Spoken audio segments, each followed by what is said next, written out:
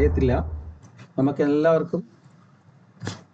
എല്ലാവർക്കും സയൻസ് പഠിച്ചേ പറ്റുള്ളൂ. General science NCERT 5 to 10 base ചെയ്തിട്ടുള്ള സയൻസ് ആണ് നമുക്ക് ആവശ്യമായിട്ടുള്ള. അതിലെല്ലാം വരും, എല്ലാ സയൻസും വരും. ഫിസിക്സ്, കെമിസ്ട്രി, ബയോളജി എന്ന് പറയുന്ന ഭാഗം കൂടാതെ തന്നെ അല്ലാതെയുള്ള എക്സ്ട്രാ അതിൻ്റെ സബ് ബ്രാഞ്ചസുകളും എല്ലാം കൂടെ ചേർന്നിട്ടാണ് ഈ സയൻസ് വരുന്നത്. ഓക്കെ, അപ്പം അതിൽ സയൻസ് ബാക്ക്ഗ്രൗണ്ട് ഇല്ലാത്തവർ പഠിച്ചു തുടങ്ങുക. ഇത് നമ്മൾ കാർഡടച്ച് പഠിക്കുന്നില്ല, നിങ്ങൾക്ക് മനസ്സിലാവുന്ന തരത്തിൽ ഓരോ കാര്യങ്ങൾ പറഞ്ഞു പോകാം. നമ്മൾ ഫസ്റ്റ് തുടങ്ങുന്നത് ഇത് 7ാം ക്ലാസ്സിലെ ഒരു പോർഷനാണ്. 7ാം ക്ലാസ്സിലെ നിങ്ങൾക്ക് ഇങ്ങനെയുള്ള ഇതിൻ്റെ ഈ എന്താ പറയുക, ഈ ഒരു ടോപ്പ് ഇതേപോലെയും നിങ്ങൾക്ക് ഇട്ട് തരും. അതുപോലെ തന്നെ ഇതിൻ്റെ നോട്ട്സും ഇട്ട് തരാം കേട്ടോ. ഓക്കെ, പഠിപ്പിക്കുന്നത് മലയാളത്തിലൂടെ പഠിപ്പിക്കാം. നിങ്ങൾക്ക് പറഞ്ഞാൽ മനസ്സിലാവത്തില്ലേ? കാര്യങ്ങൾ പറഞ്ഞാൽ മനസ്സിലാവുമല്ലോ. ഫുള്ള് മലയാളീകരിച്ച് തരാം. ഞാൻ ഫുള്ള് മലയാളീകരിച്ച് തരാം. ഇപ്പോൾ ജസ്റ്റ് ആ ചാപ്റ്റർ ഒന്ന് കാണിക്കാൻ വേണ്ടി നിങ്ങൾ ഇട്ടെന്നേ ഉള്ളൂ. ഓക്കെ, അപ്പം നമ്മൾ പ്രധാനമായിട്ടും പഠിക്കുമ്പോൾ ബയോളജിയിൽ പഠിക്കുമ്പോഴത്തേക്ക് ബയോളജിയിൽ നമ്മുടെ ആനിമൽസിൻ്റെയും പ്ലാന്റ്സിൻ്റെയും എല്ലാ സിസ്റ്റംസും പഠിക്കണം. ഓർഗൻ സിസ്റ്റംസ് എന്ന് വെച്ച് കഴിഞ്ഞാൽ വ്യവസ്ഥകൾ പല, നമ്മളിപ്പം ദഹന വ്യവസ്ഥ, അസ്ഥി വ്യവസ്ഥ, പേശി വ്യവസ്ഥ, രക്തചംക്രമണ വ്യവസ്ഥ, പ്രത്യുൽപാദന വ്യവസ്ഥ, ഇങ്ങനെ പോകുന്ന വ്യവസ്ഥകൾ. അതുപോലെ തന്നെ അതുമായിട്ട് ബന്ധപ്പെട്ട ജെനറ്റിക്സ്, എവല്യൂഷൻ, എൻവയോൺമെന്റൽ ബയോളജി, ഇക്കോളജി, എൻവയോൺമെന്റൽ ബയോളജിയുടെ പാർട്സ് തന്നെയല്ലോ. അപ്പം ഇങ്ങനെ എല്ലാ ഭാഗങ്ങളും അവിടെ ബയോളജിയിൽ പഠിക്കണം. കെമിസ്ട്രിയിലും അതുപോലെ തന്നെയാണ്, എല്ലാ ഭാഗങ്ങളും പഠിക്കണം. അപ്പം 8 to LP UP ഒക്കെ പഠിച്ചിട്ടിരിക്കുന്നവർക്കാണെങ്കിൽ വളരെ സിമ്പിൾ ആയിരിക്കും. നിങ്ങൾ പഠിച്ച കാര്യങ്ങൾ തന്നെയാണ്. മീൻസ് ഭീകരമായിട്ടുള്ള കാര്യങ്ങളൊന്നും തന്നെ ഇല്ലാത്തതാണ്. സയൻസ് ബാക്ക്ഗ്രൗണ്ട് ഇല്ലാത്തവർ ഉണ്ടോ? അതായത് ആദ്യമായിട്ട് ഇനി സയൻസ് പഠിക്കാൻ തുടങ്ങുന്നവരുണ്ടോ ക്ലാസ്സിൽ? ഉണ്ടോടെ? അങ്ങനെയുള്ളവരുണ്ടോ? സയൻസ് പൊതുവെ ഡിഫിക്കൽട്ടാണ്. ഓക്കെ, അത് ഡിഫിക്കൽട്ട് ഇല്ലാത്ത രീതിയിൽ ഞാൻ പറഞ്ഞു തരാം. നിങ്ങൾക്ക് മനസ്സിലാവുന്നുണ്ടോ എന്ന് നോക്കുക. ഓക്കെ, മലയാളം തിരഞ്ഞെടുത്തവർക്ക് മലയാളം, നമ്മുടെ ഡിഫോൾട്ട് ലാംഗ്വേജ് എപ്പോഴും ഇംഗ്ലീഷ് ആണ്. ഓക്കെ, ഡിഫോൾട്ട് ലാംഗ്വേജ് ഇംഗ്ലീഷ് ആയിരിക്കും. ഡിഫോൾട്ട് ലാംഗ്വേജ് എന്ന് വെച്ച് കഴിഞ്ഞാൽ ഒരു ലാംഗ്വേജ് എപ്പോഴും ഇംഗ്ലീഷിലായിരിക്കും. നിങ്ങളിപ്പോൾ മലയാളം സെലക്ട് ചെയ്തിട്ടുണ്ടെങ്കിൽ ഇംഗ്ലീഷിലും മലയാളത്തിലും ക്വസ്റ്റ്യൻ കാണും. ഹിന്ദിയാണ് സെലക്ട് ചെയ്തിരിക്കുന്നതെങ്കിൽ ഇംഗ്ലീഷിലും ഹിന്ദിയിലും ക്വസ്റ്റ്യൻ കാണും. ഈവൻ തമിഴാണെങ്കിൽ ഇംഗ്ലീഷിലും തമിഴിലും, അങ്ങനെയാണ് വരുന്നത്. ഓക്കെ, അങ്ങനെയാണ് ക്വസ്റ്റ്യൻ വരുന്നത്. അപ്പം നമ്മൾ രണ്ടിലും നമ്മൾ ജസ്റ്റ് നോക്കിയിരിക്കുക എന്നുള്ളതാണ്. പിന്നെ സയൻസ് ബാക്ക്ഗ്രൗണ്ട് ഇല്ലാത്തവർക്ക് ഇതിലെ ചില ടേമുകളൊക്കെ വരുമ്പോഴത്തേക്ക് ആദ്യം കേട്ടിട്ട്, നിങ്ങളെല്ലാം പഠിച്ച കാര്യങ്ങൾ തന്നെയാണ്. നിങ്ങൾ 10ാം ക്ലാസ് വരെ സയൻസ് ബയോളജി പഠിച്ച് വന്നിട്ടില്ല ഇങ്ങോട്ടേക്ക് വന്നത്. അപ്പോൾ അതിൽ വലിയ വിഷയമുള്ള കാര്യങ്ങളൊന്നും അല്ല, ഭീകരമായ കാര്യങ്ങളൊന്നും അല്ല. ഓക്കെ, ഫിസിക്സും കെമിസ്ട്രിയൊക്കെ വരുമ്പോൾ മാത്രമേ നിങ്ങൾക്ക് കുറച്ച് ബുദ്ധിമുട്ട് വരുവുള്ളൂ എന്ന് തോന്നുന്നു. അല്ലാതെ ഇതിലേക്ക് വരുമ്പോഴത്തേക്ക്, നമ്മുടെ ബയോളജിയിലേക്ക് വരുമ്പോഴത്തേക്ക് അത്രത്തോളം ഒരു ഭീകരതയൊന്നും നിങ്ങൾക്ക് ഉണ്ടാവത്തില്ല. ഓക്കെ, അതെ. അപ്പൊ അതില് മാത്രമേ പ്രശ്നം വരത്തുള്ളൂ. നമുക്കിത് എത്ര മാർക്കിനാണെന്ന് അറിയാമല്ലോ. ജനറൽ സയൻസ് എത്ര മാർക്കിനാണ് ജനറൽ സയൻസ്? 10 മാർക്കിനാണ്. ജനറൽ സയൻസ് 10 മാർക്കിനാണ്. ഫിസിക്സും കെമിസ്ട്രിയും ബയോളജിയും കൂടെ 10 മാർക്കിന്. അപ്പോൾ ഒരു 3 പോയിന്റ് സംതിങ്, 3 ക്വസ്റ്റ്യൻ വെച്ചിട്ടുള്ള ഒരു രീതിയാണ്. 3 mark biology, 3 mark physics, 3 mark 3 point something എന്നുള്ളൊരു ലെവലിലാണ് ക്വസ്റ്റ്യൻ വരുന്നത്. ഓക്കെ, അപ്പൊ അത് വരുമ്പോഴത്തേക്ക് അത്യാവശ്യം കാര്യങ്ങൾ ഒരുവിധം നമ്മുടെ NCERT ലെവലിലുള്ള കാര്യങ്ങളൊക്കെ ഒരുവിധം NCERT എന്തൊക്കെയാണ് ഉള്ളത്, ബയോളജിയിൽ എന്തൊക്കെയാണ്, ഫിസിക്സിലുള്ളത് എന്തൊക്കെയാണ്, കെമിസ്ട്രിയിലുള്ളത് എന്നുള്ള കാര്യം അറിയാമെങ്കിൽ നമുക്ക് ആ 10 മാർക്ക് വളരെ സിമ്പിൾ ആയിട്ട് അവിടെ സ്കോർ ചെയ്യാം. ഡയറക്റ്റ് ആയിട്ടുള്ള സ്റ്റാറ്റിക് GK പോലുള്ള ക്വസ്റ്റ്യൻസ് ആണ് നമ്മളോട് ചോദിക്കുന്നത്. നമ്മളിത് പഠിക്കാൻ പോകുന്നത് ന്യൂട്രീഷൻ എന്നുള്ള പോഷണം എന്നുള്ള ഒരു സംഭവം. പോഷണം, ന്യൂട്രീഷന്റെ മലയാളം പോഷണം എന്നാണ്. പോഷണം എന്നുള്ള കാര്യമാണ് പഠിക്കണം. പോഷണം പഠിക്കുമ്പോഴത്തേക്ക് സസ്യത്തിന്റെ പോഷണം പഠിക്കണം, സസ്യത്തിന്റെ പോഷണം പഠിക്കണം, അതുപോലെ തന്നെ ജന്തുക്കളുടെ പോഷണം പഠിക്കണം. ഓക്കെ. സസ്യങ്ങളും ആഹാരം പാകം ചെയ്യുകയും കഴിക്കുകയും ചെയ്യും, ജന്തുക്കളും ആഹാരം പാകം ചെയ്യുകയും കഴിക്കുകയും ചെയ്യും. ചില ജന്തുക്കള് ആരെങ്കിലുമൊക്കെ പാകം ചെയ്ത് വെച്ചിരിക്കുന്ന അല്ലെങ്കിൽ ഉണ്ടാക്കി വെച്ചിരിക്കുന്ന ഭക്ഷണം എടുത്ത് മോഷ്ടിച്ച് കഴിക്കും. സസ്യങ്ങൾ അതുപോലെ തന്നെയാണ്, ആരെങ്കിലും ഉണ്ടാക്കി വെച്ചിരിക്കുന്ന പാചകം ചെയ്ത് വെച്ചിരിക്കുന്ന ഭക്ഷണം മോഷ്ടിച്ച് കഴിക്കാറുണ്ട്. അപ്പൊ അങ്ങനെ ആ എന്താ പറയാ പ്രവർത്തനത്തെ കുറിച്ചാണ് നമുക്കിവിടെ പ്രധാനമായിട്ടും പഠിക്കാനായിട്ടുള്ളത്. അതായത് ന്യൂട്രീഷൻ എന്നുള്ള ഭാഗത്ത് അല്ലെങ്കിൽ പോഷണം എന്ന ഭാഗത്ത്. അപ്പം ഇവിടെ ഇത് മാത്രമല്ല, കുറച്ച് അങ്ങോട്ടേക്ക് പോകുമ്പോഴത്തേക്ക് ഇതിന്റെ ഒരു ഹയർ വെർഷനും കൂടെ വരും. ഇതിപ്പോ 7ാം ക്ലാസ്, 8ാം ക്ലാസ്, 9ാം ക്ലാസ്, 10ാം ക്ലാസ്സിലേക്ക് പോകുമ്പോൾ കുറച്ചുകൂടി ഒരു ഹയർ വെർഷൻ കൂടെ വരും. അപ്പൊ അതും കൂടി ഇവിടെ മിക്സ് ചെയ്തായിരിക്കും ഞാൻ നിങ്ങൾക്ക് ക്ലാസ് എടുക്കുന്നത്. ഓക്കെ, പറഞ്ഞു തരുന്നത്. അപ്പൊ നിങ്ങൾ ശ്രദ്ധിച്ചിരുന്നാൽ മതി, മനസ്സിലായിക്കോളും. അപ്പൊ ന്യൂട്രീഷനെ പറ്റി നമ്മൾ പഠിക്കുമ്പോഴത്തേക്ക്, ന്യൂട്രീഷൻ എന്നുള്ള കാര്യം പഠിക്കുമ്പോഴത്തേക്ക് 2-3 ടേംസുകൾ നിങ്ങൾ ഓർത്ത് വെച്ചിരിക്കുക. ഇംഗ്ലീഷുകാർക്ക് അല്ലെങ്കിൽ ബയോളജിക്കാർക്ക് അത് സുപരിചിതമായ ടേമുകളാണ്. ഒന്ന് ഓട്ടോട്രോഫിക്ക്, ഒന്നാമത്തെ ഓട്ടോട്രോഫിക്ക്, ഓട്ടോട്രോഫ്സ്, ഹെട്രോട്രോഫ്സ്, ഇങ്ങനെയൊക്കെയുള്ള കുറച്ച് ടേംസ് ഉണ്ട്. ഓക്കെ, നമുക്ക് ഞാൻ ഈ ജസ്റ്റ് ഒന്ന് കാണിച്ചു തരാൻ വേണ്ടി മാത്രമാണ്. Mode of nutritions, cells means, പിന്നെ പ്ലാന്റ്സിന്റെ ഈ ഏതൊക്കെ തരത്തിലാണ് അവ ന്യൂട്രിയൻസ് ഫീഡ് ചെയ്യുന്നതെന്നും, അതിൽ ഇലകൾ എങ്ങനെ സഹായിക്കുന്നുവെന്നും, വേരുകൾ എങ്ങനെ സഹായിക്കുന്നുവെന്നും, അതിനുള്ള പ്രത്യേകതകൾ എന്തെന്നുള്ളതും, ലീവ്സിനുള്ള പ്രത്യേകതകൾ എന്തെന്നും, റൂട്ടിൽ കാണപ്പെടുന്ന അല്ലെങ്കിൽ വേരിലുള്ള പ്രത്യേകതകൾ എന്തെന്നും, അതുപോലെ തന്നെ പലതരത്തിലുള്ള ന്യൂട്രിറ്റീവ് ആയിട്ടുള്ള പ്ലാന്റ്സിനെ കുറിച്ചും ഒക്കെയാണ്, ന്യൂട്രീഷൻ നടത്തുന്ന പ്ലാന്റ്സിനെ കുറിച്ചൊക്കെയാണ് ഈ ഒരു പോർഷനിൽ ഡിസ്കസ് ചെയ്യാനുള്ളത്. പക്ഷെ വലിയൊരു ഒരു ബിഗ് ടോപ്പിക്കാണ്. അപ്പൊ നമുക്കത് എങ്ങനെയാണെന്ന് നോക്കാം. ഓക്കെ,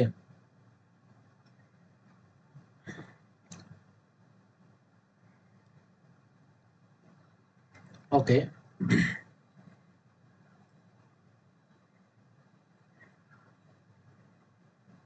അതിലേക്ക് വരാം.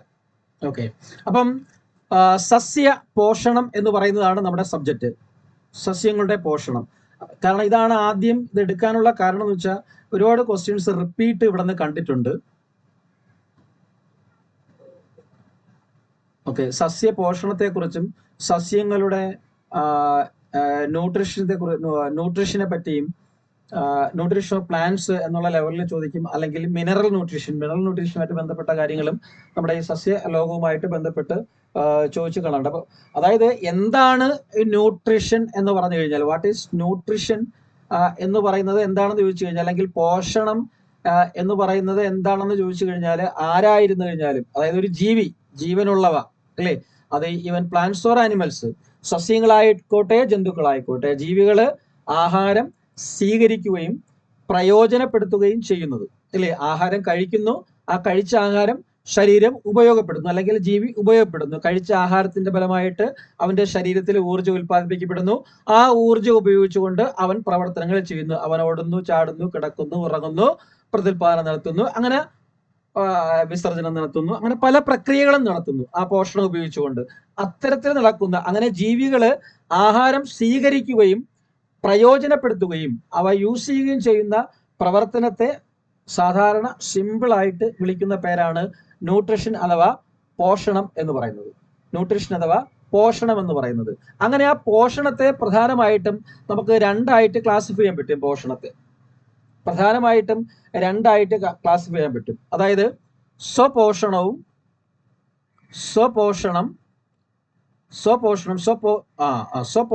നമ്മൾ വിളിക്കും, അല്ലെങ്കിൽ ഓട്ടോട്രോപ്പിസം, അല്ലെങ്കിൽ സ്വപോഷികൾ, ഓട്ടോട്രോപ്സ്. സ്വപോഷികളെ ഓട്ടോട്രോപ്സ് എന്നും വിളിക്കും. സ്വപോഷികൾ, സ്വപോഷണം നടത്തുന്ന ജീവികളെ സ്വപോഷികൾ എന്ന് വിളിക്കും.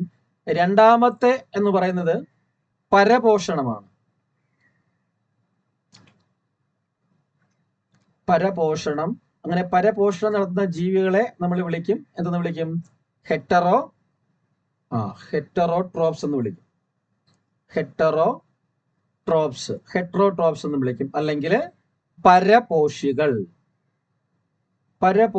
എന്ന് വിളിക്കും. പരപോഷികൾ.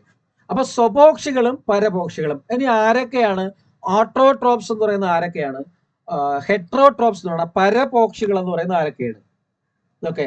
അപ്പം ആരാണ് സ്വപോഷികൾ? അതായത് മറ്റുള്ള ജീവികളെ, ഓട്ടോ മീൻസ് ഓട്ടോമാറ്റിക് എന്നൊക്കെ നമ്മൾ കേട്ടിട്ടില്ലേ? ഓട്ടോമാറ്റിക് എന്ന് വെച്ചാൽ സ്വയമായിട്ട്, അല്ലെ?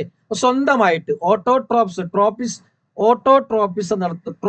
ഓട്ടോ ആയിട്ട് ട്രോപ്പിസ് നടത്തുന്നു, ട്രോഫിക തലങ്ങൾ ഉണ്ടാക്കുന്നു, ഫുഡ് പ്രിപ്പറേഷൻ നടത്തുന്നു, അങ്ങനെ. ഓക്കെ. അതായത് സ്വന്തമായിട്ട്, ഓട്ടോമാറ്റിക് ആയിട്ട്, സ്വയമായിട്ട്, അതായത് മറ്റുള്ളവരെ ആരെയും ആശ്രയിക്കാതെ സ്വയം ആഹാരം നിർമ്മിക്കുന്ന ജീവികളെ നമ്മൾ വിളിക്കുന്ന പേരാണ് എന്തെന്ന് പറയുന്നത്? സ്വപോഷികൾ. എന്ന് പറയുന്നത് അതായത് ആരെയും ആശ്രയിക്കാതെ സ്വന്തമായിട്ട് ആഹാരം നിർമ്മിക്കുവാൻ കഴിവുള്ള ജീവികളെയാണ് നമ്മൾ എന്ത് വിളിക്കുന്നത്?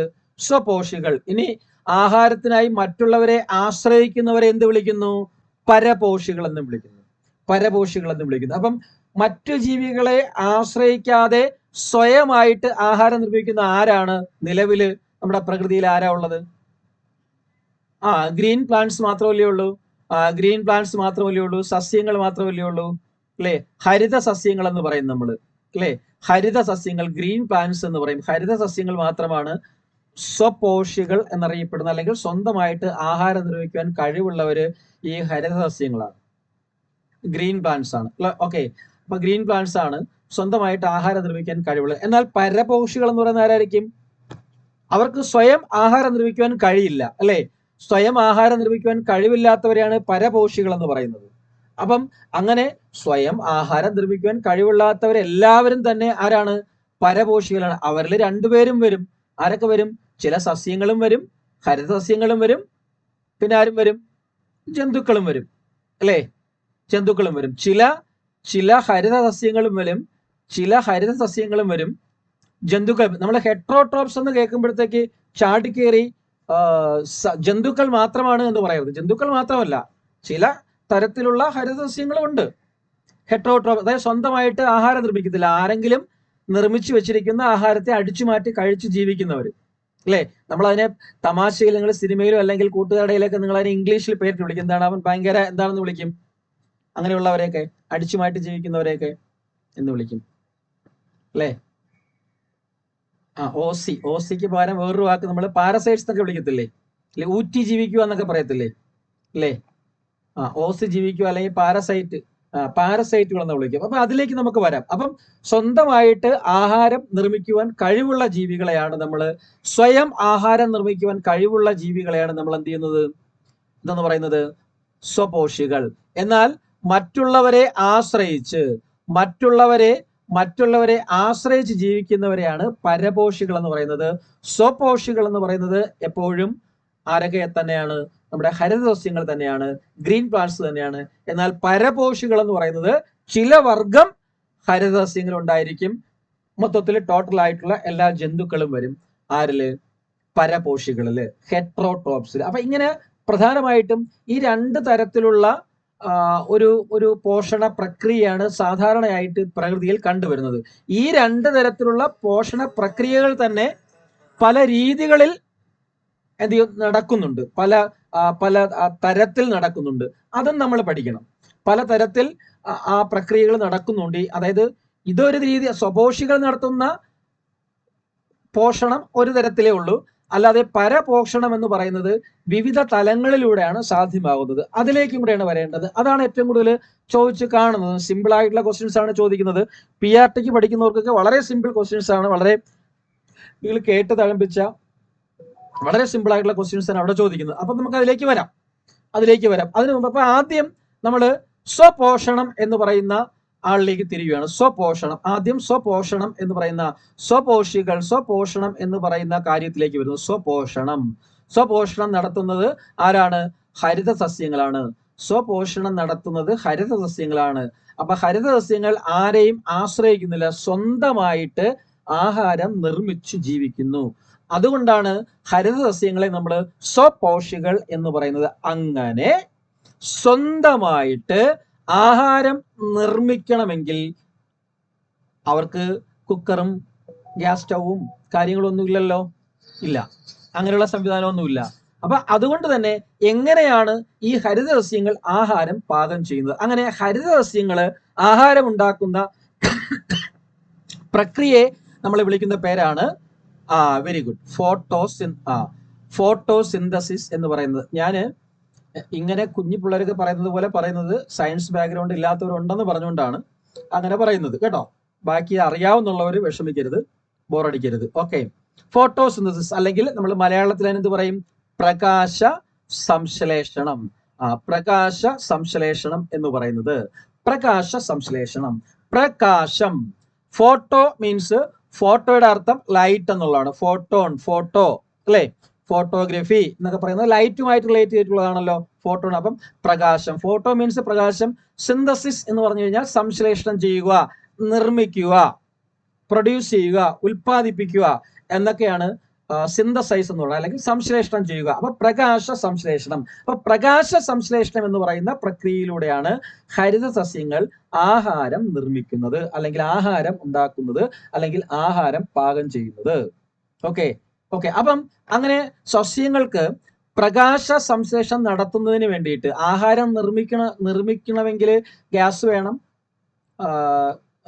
അതുപോലെ തന്നെ പാത്രം വേണം അല്ലെ, പാത്രത്തിൽ ഉണ്ടാക്കാനായിട്ടുള്ള വസ്തുക്കൾ വേണം. ചോറാണെങ്കിൽ അരി വേണം അല്ലെ, പുട്ടുണ്ടാക്കണമെങ്കിൽ പുട്ടുപൊടി വേണം അല്ലെ, അങ്ങനെ ആ സാധനങ്ങളൊക്കെ വേണമല്ലോ. ഇവിടെ അതുപോലെ തന്നെയാണ്. സസ്യങ്ങളുടെ കാര്യം എടുത്തു കഴിഞ്ഞാല് അപ്പൊ ആദ്യമായിട്ട് നമുക്ക് കലവും അരിയെല്ലാം വാങ്ങിക്കുന്നതിന് മുമ്പ് ആദ്യമായിട്ട് വിറക്, ഇന്ധനം വേണമല്ലോ. സസ്യങ്ങളുടെ കാര്യത്തിൽ ഇന്ധനം എവിടെ നിന്നാ കിട്ടുന്നത്? സസ്യത്തിന്റെ കാര്യത്തിൽ ഇന്ധന സ്രോതസ് എന്ന് പറയുന്ന ആരാണ്? സൂര്യനാണ് അല്ലെ. സൂര്യനാണ് ഇന്ധന സ്രോതസ് എന്ന് പറയുന്നത്. സൂര്യനാണ്. ഓക്കെ, ഞാൻ സൂര്യനെ പറ്റി സംസാരിക്കുമ്പോഴത്തേക്ക് എന്റെ നാവ് അങ്ങോട്ടേക്ക് പോകുന്നുണ്ട്, എന്നാലും ഞാൻ പറയുന്നില്ല. കാരണം ആ ഒരു ഭാഗവും നമുക്ക് പഠിക്കാനുണ്ട് ജിയോഗ്രഫി അല്ല, എന്താ പറയാ, നമ്മുടെ എന്താ പറയാ, ജിയോഗ്രഫി റിലേറ്റ് ചെയ്ത് നമ്മുടെ വാനശാസ്ത്രത്തില് ജിയോഗ്രഫിയുമായിട്ട് റിലേറ്റ് ചെയ്ത് വരുന്ന കുറച്ച് കാര്യങ്ങൾ ഇവിടെ പഠിക്കാനുണ്ട്. നമ്മുടെ സൂര്യഗ്രഹണത്തെ പറ്റിയും ചന്ദ്രഗ്രഹണത്തെ പറ്റിയും ഗ്രഹങ്ങളെ പറ്റിയും ഒക്കെ അങ്ങനെയുള്ള കുറച്ച് കാര്യങ്ങൾ, ചെറിയ കാര്യങ്ങൾ അവിടെ നമ്മൾ പഠിക്കാനുണ്ട്. അതായത് ഇപ്പൊ നമ്മുടെ സുനിത വില്യംസിന്റെ കാര്യമൊക്കെ നിങ്ങൾ അറിഞ്ഞായിരുന്നല്ലോ അല്ലേ? ഇല്ലേ, സുനിത വില്യംസ് തിരിച്ചെത്തിയതൊക്കെ അറിഞ്ഞില്ലായിരുന്നോ? വാർത്തയൊന്നും കേട്ടില്ലായിരുന്നോ? അപ്പൊ അതൊക്കെ കറണ്ട് അഫയേഴ്സ് ആയിട്ട് ചോദിക്കും. അതൊക്കെ വായിച്ചെടുത്ത് വെച്ചോളണം. സുനിത വില്യംസിനെ ചോദിക്കും. അതായത് ബഹിരാകാശ യാത്ര നടത്തിയ ഇന്ത്യൻ വംശജരായിട്ടുള്ള വനിതകളാണ് കൽപ്പന ചൗളയും സുനിത വില്യംസും എന്ന് പറയുന്നത്. അതിൽ കൽപ്പന ചൗള എന്ത് ചെയ്തു? മരണപ്പെട്ടു അല്ലെ. കൊളംബിയ 2003 എന്ത് ചെയ്തു? കൊളംബിയ പൊട്ടിത്തെറിച്ച് അവരെന്ത് ചെയ്തു? മരണപ്പെട്ടു പോയി. അപ്പം അതുമായിട്ട് ബന്ധപ്പെട്ടും നമ്മൾ പഠിക്കണം. കുറച്ച് സ്പേസുമായിട്ട് ബന്ധപ്പെട്ടും ബഹിരാകാശവുമായിട്ട് ബന്ധപ്പെട്ടും നമ്മൾ കുറച്ച് കാര്യങ്ങൾ അവിടെ ഡിസ്കസ് ചെയ്യണം. ഓക്കെ, അതുകൊണ്ട് ഞാൻ അതിലേക്ക് കിടക്കുന്നില്ല. അപ്പം സൂര്യനാണ് ഊർജ സ്രോതസ് എന്ന് പറയുന്നത്. സൂര്യനാണ്. ഓക്കെ, ഇനി സൂര്യന്റെ കൂടെ അപ്പം ഗ്യാസ് സ്റ്റവ് കിട്ടി, ഗ്യാസ് കിട്ടി, എല്ലാം കിട്ടി. ഇനി അടുപ്പിൽ വെക്കാൻ പാത്രം വേണം. ആ പാത്രം എന്ന് പറയുന്നത് സസ്യങ്ങളെ സംബന്ധിച്ചിടത്തോളം അല്ലേ, അത് തന്നെയാണ് മൊത്തത്തില്. അപ്പൊ മൊത്തത്തില് ഒരു വേർഡ് കൊണ്ട് നമ്മൾ സാധാരണയായിട്ട് ഒരു വേർഡ്സ് ഉപയോഗിച്ചുകൊണ്ട് നമ്മൾ സാധാരണയായിട്ട് സൂചിപ്പിക്കാറുണ്ട്. എന്തെന്ന് പറഞ്ഞ് സൂചിപ്പിക്കാറുണ്ട്? ഈ ഇലയെ നമ്മൾ സാധാരണയായിട്ട് എങ്ങനെ സൂചിപ്പിക്കാറുണ്ട്? ഇലയെ നമ്മൾ എങ്ങനെ സൂചിപ്പിക്കാറുണ്ട്? എങ്ങനെയാണ്? ഇലയെന്ന് പറയുന്നത് സസ്യങ്ങളെ സംബന്ധിച്ചിടത്തോളം എന്താണ്ടേ? അടുക്കള അല്ലെ, കിച്ചൺ ഓഫ് ദ പ്ലാന്റ് എന്ന് നമ്മൾ പറയും അല്ലെ. സസ്യത്തിന്റെ അടുക്കള എന്ന് പറയുന്നതാണ് ഇല എന്ന് പറയുന്നത്. അപ്പം നോക്കിക്കൊള്ളണം. അപ്പൊ പ്രധാനമായിട്ടും സൂര്യനുണ്ട്, ഊർജ്ജം നൽകാനായിട്ട് സൂര്യനുണ്ട്. സൂര്യന്റെ കൂടെ നമുക്ക് വെറുതെ അരി മാത്രം പോയുള്ളൂ, ജലം വേണം. ഈ തീ കത്തണമെങ്കിൽ പുറത്ത് എന്ത് വേണം? ഈ ഗ്യാസ് വെറുതെ കത്തത്തില്ലല്ലോ. ഗ്യാസ് കത്തണമെങ്കിൽ എന്ത് വേണം? മണ്ണെണ്ണ വേണമെന്ന്? ഓക്സിജൻ വേണം. ഗ്യാസ് കത്തണമെങ്കിൽ ഗ്യാസ് കത്തണമെങ്കിൽ ഓക്സിജൻ വേണം ഇല്ലേ? അതുപോലെ തന്നെ അപ്പൊ കുറെ സാധനങ്ങളും വേണം. അപ്പൊ അതുപോലെ തന്നെയാണ് സൂര്യനിൽ നിന്നുള്ള സൂര്യന്റെ പ്രകാശം പ്ലസ് പുറത്ത് ഇതിനെ സംബന്ധിച്ചിടത്തോളം കാർബൺ ഡൈ ഓക്സൈഡ് വേണം. അതുപോലെ തന്നെ ഹരിതകം, ക്ലോറോഫിൽ എന്ന് പറയും. ഹരിതകം ഈ ഇലകളിലേക്ക് കാരണം ഹരിതകം എന്ന് പറയുന്നത് അല്ലെങ്കിൽ ക്ലോറോഫിൽ എന്ന് പറയുന്നത് എന്താണ്? ക്ലോറോഫിൽ എന്ന് വെച്ചാൽ പലതരത്തിലുള്ള ക്ലോറോഫിൽ ഉണ്ട്. ക്ലോറോഫിൽ എ ഉണ്ട്, ക്ലോറോഫിൽ ബി ഉണ്ട്, പിന്നെ ക്ലോറോഫിൽ സി ഉണ്ട്, chlorophyll A1 A2 A3 AC അങ്ങനെയുള്ള കുറേ ക്ലോറോഫിലിന്റെ ഘടകങ്ങളുണ്ട്. പക്ഷെ അത്രയും നമ്മൾ പഠിക്കണ്ട. പക്ഷെ ഇവിടെ നിങ്ങളൊരു കാര്യം പഠിക്കണം. അത് ജസ്റ്റ് കുറച്ച് കഴിഞ്ഞിട്ട് ഞാൻ ആ കാര്യം പറഞ്ഞു തരികയും ചെയ്യും, പറയുകയും ചെയ്യും. ഓക്കെ, അപ്പം പ്രകാശം, സൂര്യപ്രകാശം, കാർബൺ ഡൈ ഓക്സൈഡ്, ഹരിതകം, അതായത് ഇലകൾക്ക് പച്ച നിറം നൽകുന്ന വർണ്ണവസ്തുവാണ് എന്തെന്ന് പറയുന്നത് അവിടെ ഹരിതകം. ഹരിതകം അഥവാ ക്ലോറോഫിൽ എന്ന് പറയുന്നത് ഇലകൾക്ക് പച്ച നിറം നൽകുന്ന വർണ്ണവസ്തു. എന്നാൽ ഈ ക്ലോറോഫിലിനെ പോലെ തന്നെ ഈ സസ്യങ്ങളിൽ കാണപ്പെടുന്ന ഈ ക്ലോറോഫിലിനെ പോലെ തന്നെ മനുഷ്യന്റെ അല്ലെങ്കിൽ ജന്തുക്കളുടെ ശരീരത്തിലും ഒരു വസ്തുവുണ്ട്. അത് നമ്മൾ വിളിക്കുന്ന പേരെന്താണ്? അല്ല മെലാനിൻ അല്ല. ജന്തുക്കൾക്ക് നിറം നൽകുന്ന വർണ്ണവസ്തു മെലാനിൻ ഇല്ലേ? അതുകൊണ്ടായിരിക്കും അങ്ങനെ പറഞ്ഞില്ലേ? അതല്ല. ഏതാണെന്ന് പറയുമ്പോടെ ഇപ്പൊ എനിക്ക് മനസ്സിലായി നിങ്ങൾക്ക് സയൻസ് ഒട്ടും ബാക്ക്ഗ്രൗണ്ട് ഇല്ലെന്ന്. ക്ലോറോഫിൽ സസ്യങ്ങൾക്ക് കേട്ടോ. ക്ലോറോഫിൽ ഉള്ള ഒരു ജന്തുവിന്റെ കെരാറ്റിനാ. ഓക്കെ, അപ്പൊ എനിക്ക് മനസ്സിലായി നിങ്ങൾക്ക്. ഓക്കെ, ഇപ്പൊ എനിക്ക് മനസ്സിലായി എങ്ങനെ പഠിപ്പിക്കും എന്നുള്ള കാര്യം. Okay, ready. ഓക്കെ, ജന്തുക്കളിലാണെങ്കിൽ നമ്മൾ അതിനെ വിളിക്കുന്നത് ഹീമോഗ്ലോബിൻ എന്നാണ് കേട്ടോ. എന്താണ്ട്? ഹീമോഗ്ലോബിൻ എന്താണ്? രക്തത്തിന് ചുവപ്പ് നിറം നൽകുന്ന വർണ്ണവസ്തുവാണ് എന്ന് പറയുന്നത് ഹീമോഗ്ലോബിൻ. രക്തത്തിന് ചുവപ്പ് നിറം കൊടുക്കുന്ന വർണ്ണവസ്തുവാണ് ഹീമോഗ്ലോബിൻ എന്ന് പറയുന്നത്. അതുപോലെ സസ്യങ്ങൾക്ക് പച്ച നിറം കൊടുക്കുന്ന വർണ്ണവസ്തുവാണ് ഹരിതകം അഥവാ ക്ലോറോഫിൽ എന്ന് പറയുന്നത്. ഇത് തമ്മിൽ ഇരട്ടകളാണ്. ഇത് തമ്മിൽ ഐഡന്റിക്കൽ ട്വിൻസ് ആണ്. ഓക്കെ, ഐഡന്റിക്കൽ ആണ് കേട്ടോ, നോൺ ഐഡന്റിക്കൽ അല്ല, ഐഡന്റിക്കൽ ട്വിൻസ് തന്നെയാണ്, ഇരട്ടകളാണ്. സഹജാത ഇരട്ടകളും സമജാത ഇരട്ടകളും ഉണ്ട്. ഇവർ സമജാത ഇരട്ടകളാണ്. ഓക്കെ, തിരിച്ചറിയാൻ പറ്റത്തില്ല, തിരിച്ചറിയാൻ പറ്റുന്നതിനെയാണ് സഹജാത ഇരട്ടകൾ എന്ന് പറയുന്നത്, ഐഡന്റിക്കൽ ട്വിൻസ് എന്ന് പറയുന്നത്. മറ്റത് അത് നമുക്ക് പഠിക്കാനുണ്ട് കേട്ടോ, ഇരട്ടകളുടെ കാര്യം നമുക്ക് പഠിക്കാനുണ്ട്. ഓക്കെ, എങ്ങനെയാണെന്ന് വെച്ച് കഴിഞ്ഞാൽ ഹരിതകം എടുത്തു കഴിഞ്ഞാൽ ഹരിതകത്തിൽ കാണപ്പെടുന്ന വർണ്ണവസ്തുവാണ് അല്ലെങ്കിൽ കോമ്പൗണ്ട് ആണ് എന്ന് പറയുന്നത്, മൂലകമാണ് എന്ന് പറയുന്നത് ഒരു ക്വസ്റ്റ്യൻ ആണത്, previous question. Very good, magnesium. എന്നാൽ ഹീമോഗ്ലോബിൽ കാണപ്പെടുന്നത് ഏതാണ്ട് ഇരുമ്പ്, അയൺ, ഫെറം എന്ന് പറയും. ഇരുമ്പ് കേട്ടോ, ഇരുമ്പിന് ഫെറം എന്നാണല്ലോ പറയുന്നത്, ഫെറം, ഇരുമ്പ്. ഇത് രണ്ടും വെച്ചിട്ട് ബാക്കി ഘടന, സ്ട്രക്ചർ, ഒരു 3D സ്ട്രക്ചർ വരച്ചു കഴിഞ്ഞാൽ രണ്ടിന്റെയും ഘടന എന്ന് പറയുന്നത് സെയിം ആയിട്ടുള്ള സ്ട്രക്ചറാണ്. രണ്ടും ഒരേപോലെ ഇരിക്കും. കണ്ടു കഴിഞ്ഞാൽ ഇരട്ടകളായിട്ടുള്ള സ്ട്രക്ചറാണ്. രണ്ടിന്റെയും സ്ട്രക്ചർ എന്ന് പറയുന്നത് ഇരട്ടകളായിട്ടിരിക്കും. നോക്കിക്കഴിഞ്ഞാൽ ഇരട്ടകളായിട്ട് തന്നെ നമുക്ക് കാണാൻ പറ്റും.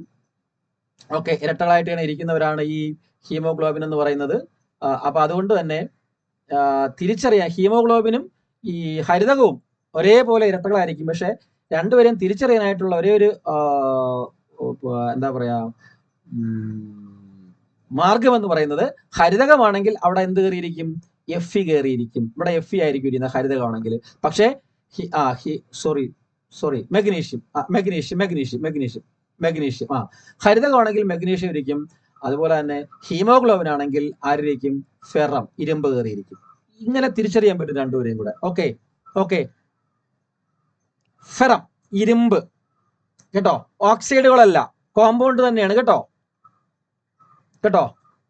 ഓക്സൈഡുകളും അയോഡൈഡുകളും ഒന്നുമല്ല കേട്ടോ, കോമ്പൗണ്ടുകളാണ് കേട്ടോ. ഓക്കെ, കോമ്പൗണ്ടുകളാണ്. ഓക്കെ, ഫെറസ് എന്നൊക്കെയാണ് Fe3+ എന്ന് എഴുതണം കേട്ടോ, നമുക്ക് പഠിക്കാം അതൊക്കെ. ഓക്കെ,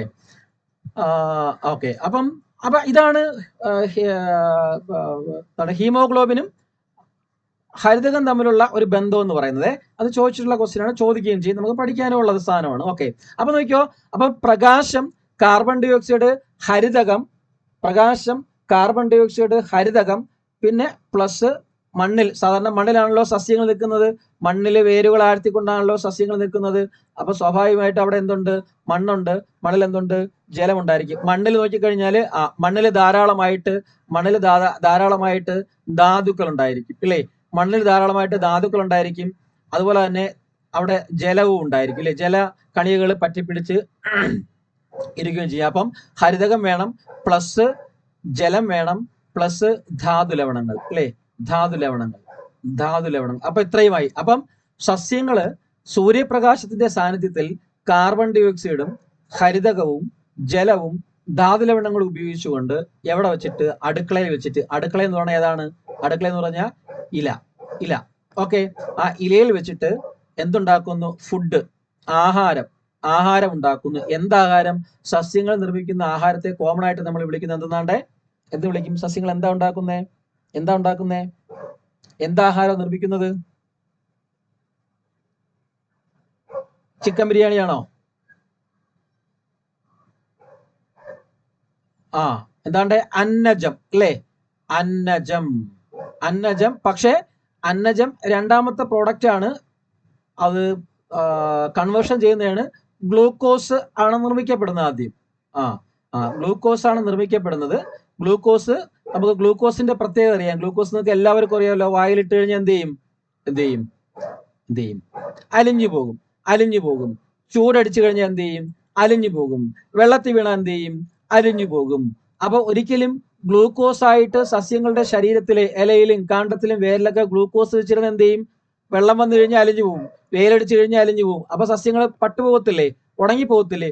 അതുകൊണ്ട് എപ്പോഴാണോ സസ്യങ്ങളിൽ ഗ്ലൂക്കോസ് നിർമ്മിക്കപ്പെടുന്നത്, ആ ഗ്ലൂക്കോസിനെ കൺവേർട്ട് ചെയ്ത് എന്താക്കി മാറ്റും? സ്റ്റാർച്ച് ആക്കി മാറ്റും, അന്നജമാക്കി മാറ്റും. ഓക്കെ, അന്നജവും ബാക്കിയുള്ള മറ്റ് പലതരത്തിലുള്ള കോമ്പൗണ്ട്സ് ഉണ്ട്.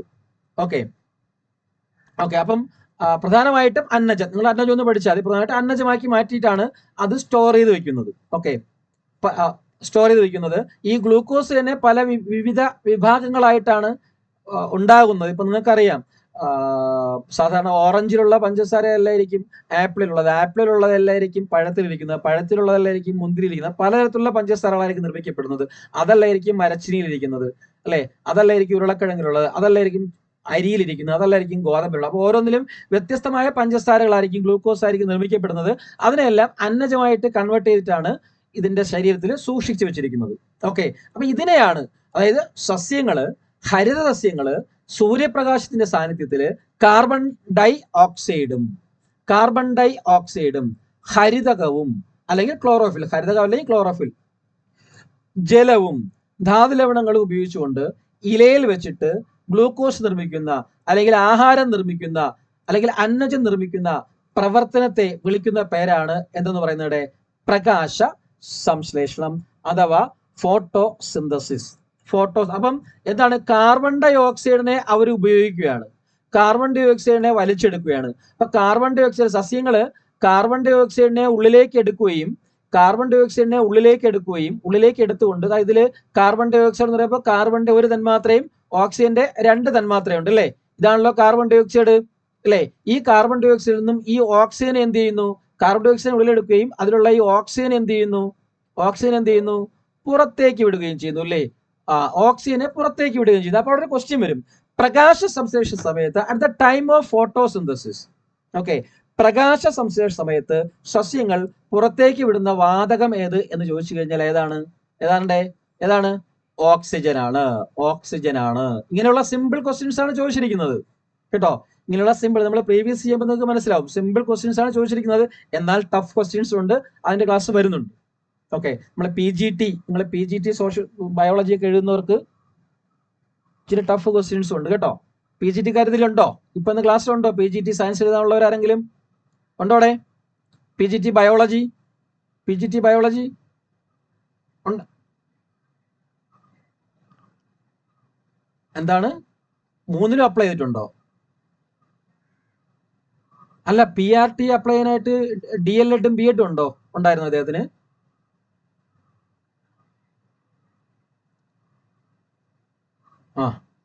കൊടുത്തപ്പോ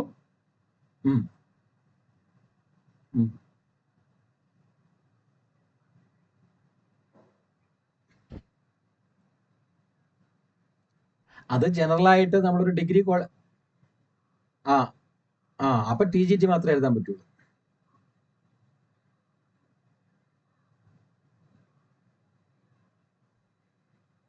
അത് കുഴപ്പമില്ല, മാറ്റിക്കൊടുത്തോ.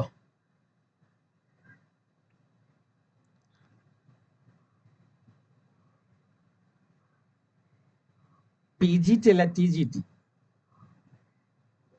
PG ഉണ്ടോ അദ്ദേഹത്തിന്? PG പോസ്റ്റ് ഗ്രാജുവേറ്റ് ഏതാ ഏതാ PG ഏതാ? PG ഏതാ? PG English. Okay okay okay okay okay, കുഴപ്പമില്ല കുഴപ്പമില്ല. ഓക്കെ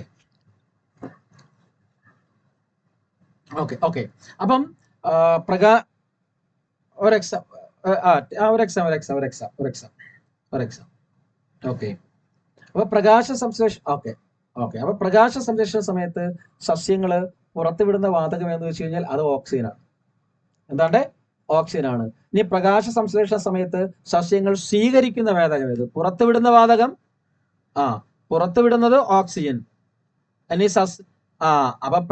അപ്പൊ പ്രകാശ സംശ്ലേഷണ സമയത്ത് സസ്യങ്ങൾ സ്വീകരിക്കുന്ന വാതകം ഏതാണ്ട്? സ്വീകരിക്കുന്ന വാതകം ഏതാണ്? Carbon dioxide. സ്വീകരിക്കുന്ന വാതകം കാർബൺ ഡൈ ഓക്സൈഡ്. അപ്പൊ ഇതാണ് പ്രകാശ സംശ്ലേഷണം എന്ന് പറയുന്ന സിമ്പിൾ ആയിട്ടുള്ള കാര്യം എന്ന് പറയുന്നത്. സിമ്പിൾ ആയിട്ടുള്ള കാര്യം. ഇനി അപ്പം എന്ത് ചെയ്യും? ഈ പ്രകാശ സംശ്ലേഷണം, അതായത് ഇവിടെ അന്തരീക്ഷമുണ്ട്, അന്തരീക്ഷത്തിൽ കാർബൺ ഡൈ ഓക്സൈഡ് ഉണ്ടായിരുന്നു. ഈ കാർബൺ ഡൈ ഓക്സൈഡ് അന്തരീക്ഷത്തിലേക്ക് വരുന്നത് എങ്ങനെ? താഴെ ഇവിടെ ഈ ഭൂമിയിൽ ആര് നിൽക്കുന്നുണ്ട്?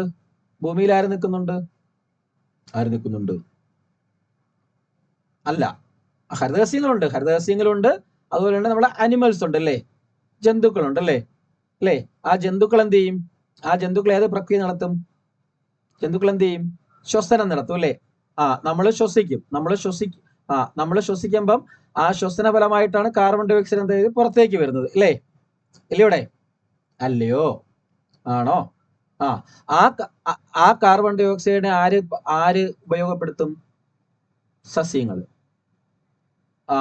ഹരിതസസ്യങ്ങൾ ഉപയോഗപ്പെടുത്തും അല്ലേ. ഹരിതസസ്യങ്ങൾ ഉപയോഗപ്പെടുത്തും. ഹരിതസസ്യങ്ങൾ എങ്ങനെ ഉപയോഗപ്പെടുത്തും? ആ ഹരിതസസ്യങ്ങള് എന്ത് ചെയ്യും? ഭൂമിയിലുള്ള മണ്ണും കാർബൺ ഡൈ ഓക്സൈഡും അത് തന്നെയാണ് പ്രകാശവും ധാതുലവണങ്ങളും ജലം എല്ലാം ഉപയോഗിച്ചുകൊണ്ട് പ്രകാശ സംശ്ലേഷണം നടത്തിയിട്ട് അവരെന്തുണ്ടാക്കും?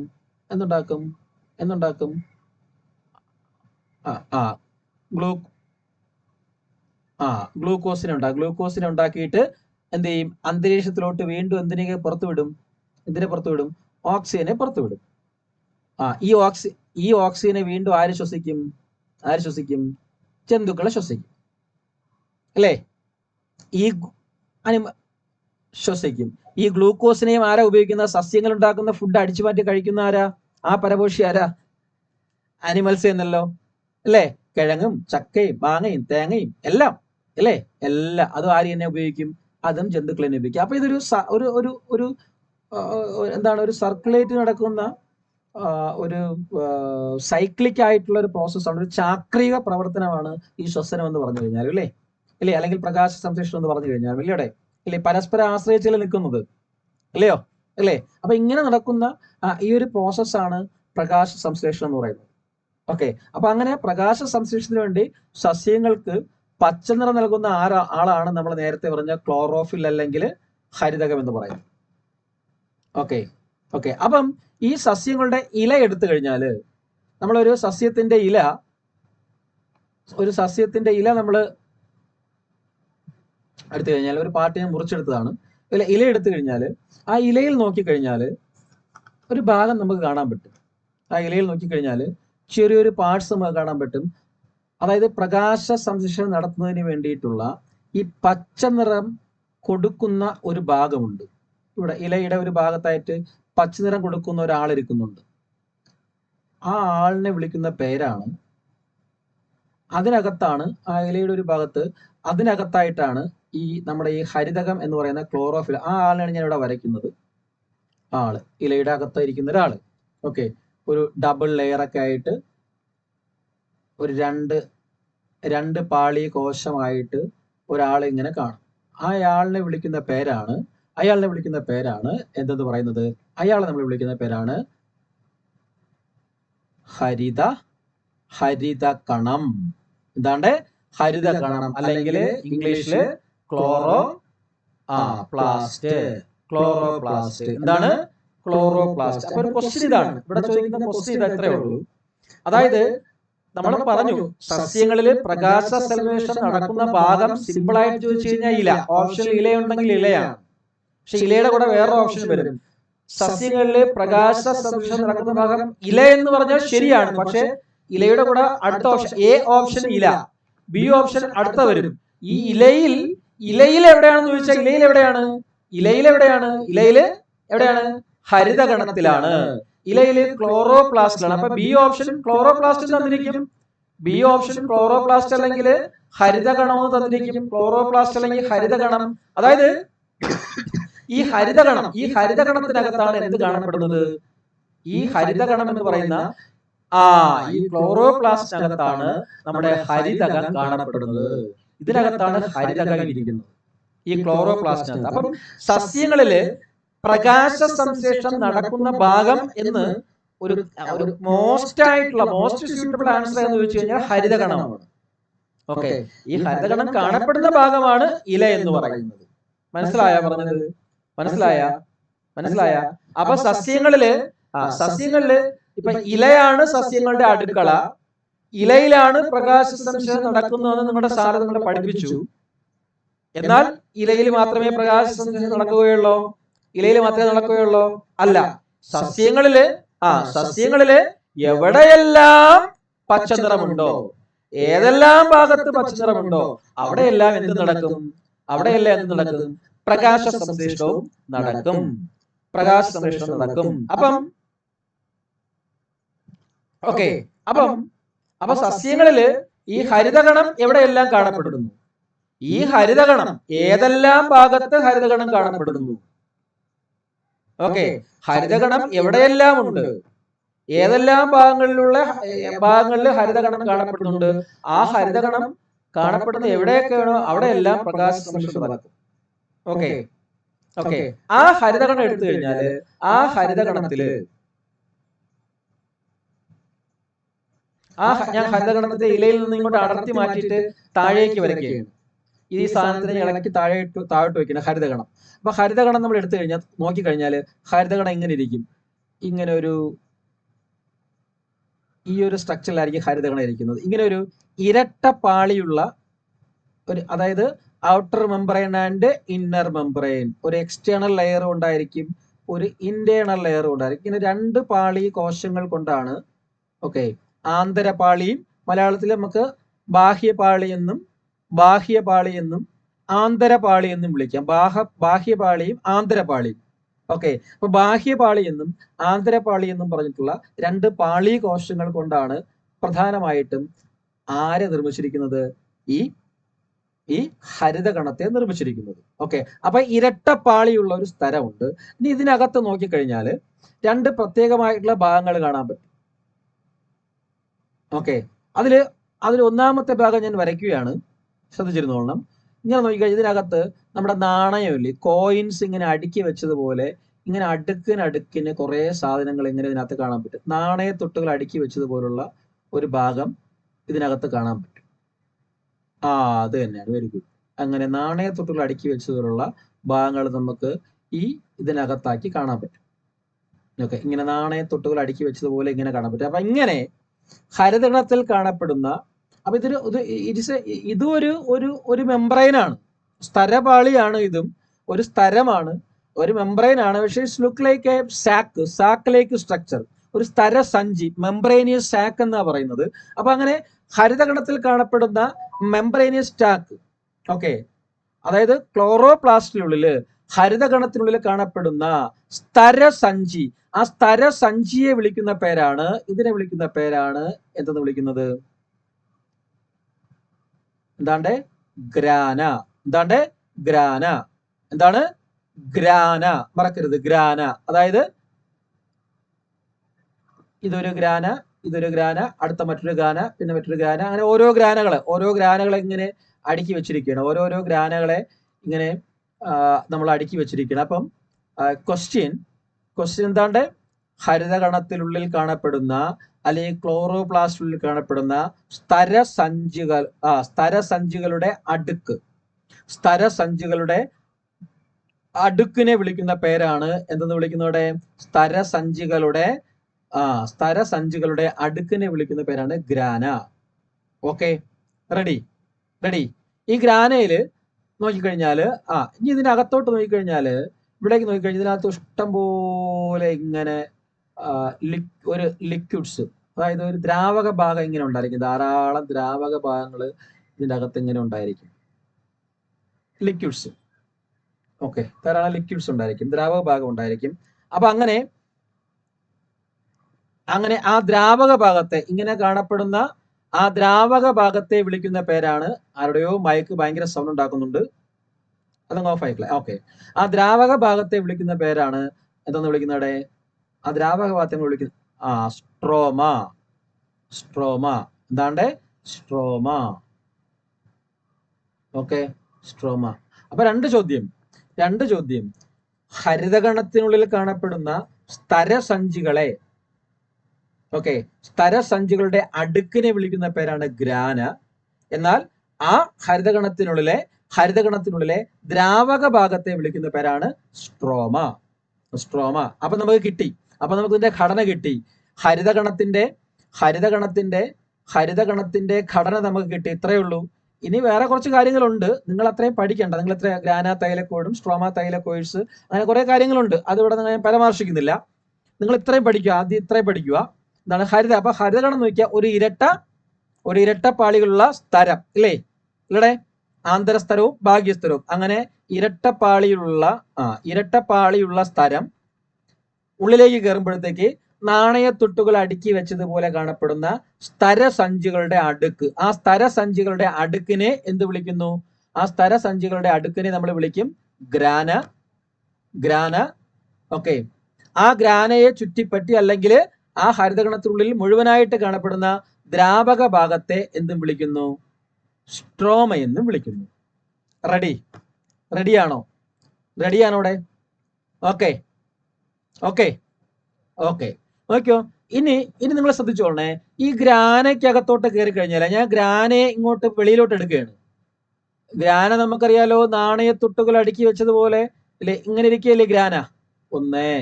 ഞാൻ ഒരു സെറ്റിനെ പുറത്തേക്ക് എടുത്തു. 2, 3. ബോറടിക്കുന്നുണ്ടോ അവിടെ? 4. ഇല്ലല്ലോ. ബോറടിച്ചെന്ന് പറഞ്ഞിട്ട് കാര്യമില്ല, പഠിച്ചേ പറ്റുള്ളൂ. സയൻസ് ബാക്ക്ഗ്രൗണ്ട് ഇല്ലാത്തവർക്ക് ബോറടിക്കും, പിന്നെ സയൻസിൽ ഇതൊക്കെ അറിയാവുന്നവർക്കും ബോറടിക്കും. ഓക്കെ, ഞാൻ ഗ്രാനയുടെ പുറത്തെടുത്തു. റെഡി? ഗ്രാനയെ പുറത്തെടുത്തിട്ട് നോക്കുമ്പോഴത്തേക്കാണ് പുറത്തെടുത്ത് ഞാൻ ഇങ്ങനെ മൈക്രോസ്കോപ്പിലൂടെ അല്ലെങ്കിൽ വലുതാക്കി ഇങ്ങനെ നോക്കുമ്പോഴത്തേക്ക് ഇതിനകത്ത് കുറെ ആൾക്കാർ ഇങ്ങനെ ഇരിക്കുന്നു. നോക്കുമ്പോഴത്തേക്ക് CHA, CHB, കരോട്ടിൻ, സാന്തോഫിൽ, പിന്നെ CH. ഇത് മാറിയും തിരിഞ്ഞു അങ്ങോട്ടും ഇങ്ങോട്ടും എവിടെ നോക്കാവാ. ഞാൻ ജസ്റ്റ് ഒരു എക്സാമ്പിൾ ആയിട്ട് വരച്ചൊന്നേ ഉള്ളൂ, എഴുതിയെന്നേ ഉള്ളൂ. CH എന്ന് ഉദ്ദേശിക്കുന്നത്, CH എന്ന് പറഞ്ഞു കഴിഞ്ഞാൽ ചുരുക്കെഴുത്താണ് എന്തിന്റെ? ക്ലോറോഫിലിന്റെ.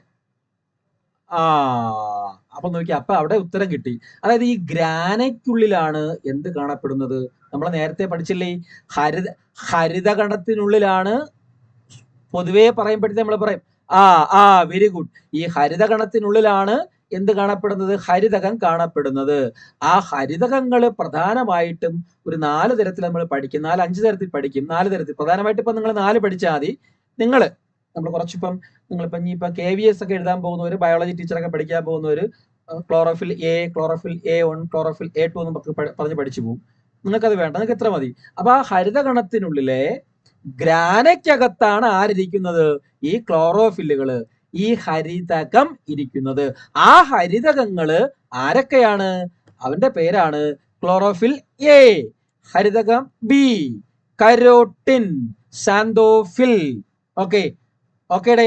അപ്പൊ ഇവയെ പൊതുവെ ഈ ക്ലോറോഫിൽ എയെയും ക്ലോറോഫിൽ ബിയെയും കൈരോട്ടിനെയും സാന്തോഫിലിനെയൊക്കെ ഒരുമിച്ചിട്ട് നമ്മളൊരു പേര് വിളിക്കും. അവന്റെ പേരാണ്, വെറുതെ വിളിക്കും, എന്താണ്ട് വർണ്ണകങ്ങൾ. എന്താണ്ട് വർണ്ണകങ്ങൾ. വർണ്ണകങ്ങൾ എന്ന് വിളിക്കുന്ന വർണ്ണകങ്ങൾ. ഓക്കെ, ഗ്രീൻ പ്ലാസ്റ്റിഡ്സ് എന്ന് പറയുന്ന വർണ്ണകങ്ങൾ. ഓക്കെ, വർണ്ണകങ്ങൾ എന്ന് പറയുന്നത്. അപ്പം ഗ്രാനയിൽ കാണപ്പെടുന്ന വർണ്ണകങ്ങൾ ഏതൊക്കെ? താഴെ കൊടുത്തിരിക്കുന്നവയില് ഗ്രാനയിൽ കാണപ്പെടുന്ന വർണ്ണകങ്ങൾ ഏതൊക്കെയുണ്ട്? ഗ്രാനയിൽ കാണപ്പെടുന്ന വർണ്ണകങ്ങള് chlorophyll A, chlorophyll B, carotene, xanthophyll. കിട്ടിയോ? ഇതുമല്ല ചോദിക്കുന്നത് ഇവിടുന്ന്, ഇതും ചോദിക്കും. ഇത് ഇങ്ങോട്ട് മാറ്റി എഴുതിയാണ് ഞാൻ. ക്ലോറോഫിൽ എ, ക്ലോറോഫിൽ ബി, പിന്നെ ആരാണ്? കരോട്ടിൻ, അതുപോലെ സാന്തോഫിൽ. നോക്കിയോ, ഇവർക്കൊക്കെ ഓരോ നിറങ്ങളുണ്ട്. ക്ലോറോഫിൽ എ മാത്രമേ ഉള്ളൂ, അത് പറയും. Very good. ഓക്കെ. അപ്പൊ chlorophyll A, chlorophyll B, carotene, xanthophyll. അപ്പൊ നമ്മള് നോക്കിക്കൊള്ളണം. നിങ്ങൾ ഇപ്പൊ ഇറങ്ങുന്ന സിനിമകളിൽ, മിക്ക സിനിമകളിലും നിങ്ങൾ നോക്കിക്കഴിഞ്ഞാൽ അതിന്റെ ഫസ്റ്റ് സർട്ടിഫിക്കറ്റ് കാണിക്കുമ്പോൾ ഒരു വലിയ എ ഇട്ടിട്ട് ഇങ്ങനെ കാണിക്കും, അല്ലെങ്കിൽ യു എന്നൊക്കെ പറഞ്ഞ് ഇങ്ങനെ കാണിക്കും. ഇല്ലേ, കണ്ടിട്ടില്ലേ? ഈ ഒരു വലിയ എ ഇട്ടിട്ട് ഒരു വട്ടം ഇട്ട് കഴിഞ്ഞാൽ, പണ്ട് നമ്മൾ കുഞ്ഞുനാളിലൊക്കെ ഇത് കാണാൻ തന്നെ നമുക്ക് പേടിയാണ്. കണ്ടു കഴിഞ്ഞാൽ ഭയങ്കര ബുദ്ധിമുട്ടുമാണ്. എന്താ അതിന്റെ അർത്ഥം? സിനിമ പോസ്റ്ററിൽ ഇങ്ങനെ കണ്ടു കഴിഞ്ഞാല് ഇങ്ങനെ വലിയൊരു ക്യാപിറ്റൽ എ ഇട്ടിട്ട് ഒരു വട്ടം ഇട്ട് കഴിഞ്ഞാൽ, നിങ്ങൾ സിനിമ പോസ്റ്റർ കണ്ടു കാണത്തില്ലേ? ഇപ്പൊ ഇറങ്ങിയൊരു മാർക്കോ എന്ന് പറയുന്ന ഫിലിംസ് ഇല്ലേ, അത് ഫുള്ള് ഇങ്ങനെയല്ലേ കൊടുത്തിരുന്നത്. കാരണം എന്തുവാ? എ എന്ന് പറഞ്ഞ എന്തുവാ ആക്ച്വലി? പണ്ട് നമ്മളൊരു എ ക്ലാസ് അല്ലെങ്കിൽ എ സർട്ടിഫൈഡ് ഫിലിം പണ്ട് നിങ്ങൾ തന്നെ മലയാളത്തിൽ നീലചിത്രം എന്നൊക്കെ വിളിച്ചിരുന്നു. നീലചിത്രം അല്ലേ? നീലചിത്രം എന്ന് പറഞ്ഞാൽ അതിന്റെ അർത്ഥം ഇത്രയേ ഉള്ളൂ. എ മീൻസ് അഡൽട്സ് ഒള്ളി എന്നുള്ള അർത്ഥമാണ്. 18 വയസ്സ്, എബോവ് 18 വയസ്സിന് മുകളിലുള്ള കാണാൻ പറ്റിയ ചിത്രം. അത് എന്തോ ആവാം, സെക്സ് ആവാം, അടിയാകാം, പിടിയാവാം, അക്രമമാവാം, എന്തോ ആവാം. അങ്ങനെയുള്ള ഫിലിംസിനല്ല ഇന്ന് മലയാളത്തിൽ ഇറങ്ങുന്ന ഒട്ടുമിക്ക ഫിലിംസിനും എന്താണ് എ സർട്ടിഫിക്കറ്റ് കൊടുക്കാറുണ്ട്. അതിൽ ചെറിയൊരു ചീത്തയുണ്ടെങ്കിൽ, സംഘടന രംഗങ്ങൾ ഉണ്ടെങ്കിൽ അതൊക്കെ എയിലേക്ക് വരും. 18 വയസ്സിന് മുകളിൽ ആൾക്കാർക്ക് കാണാവൂന്നാണ് പറയുന്നത്. അങ്ങനെയുള്ളതാണ് എ. ഞാൻ എന്തിനാണ് ഇവിടെ സൂചിപ്പിക്കുന്നത് വെച്ച് കഴിഞ്ഞാൽ പലർക്കും ഇത് തെറ്റിപ്പോകും ചോദ്യം ചോദിക്കുമ്പോഴത്തേക്ക്. അതായത് ക്ലോറോഫിൽ എ എന്ന് നിങ്ങൾ കേൾക്കുമ്പോൾ മനസ്സിൽ വരണം, ക്ലോറോഫിൽ എ എന്നിങ്ങനെ മനസ്സിൽ വരണം. എ എന്താണ്ട്? എ നീലചിത്രമല്ലേ? അല്ലേ? എ നീലചിത്രമാണല്ലോ. ക്ലോറോഫിലിന്റെ നിറം എന്താ?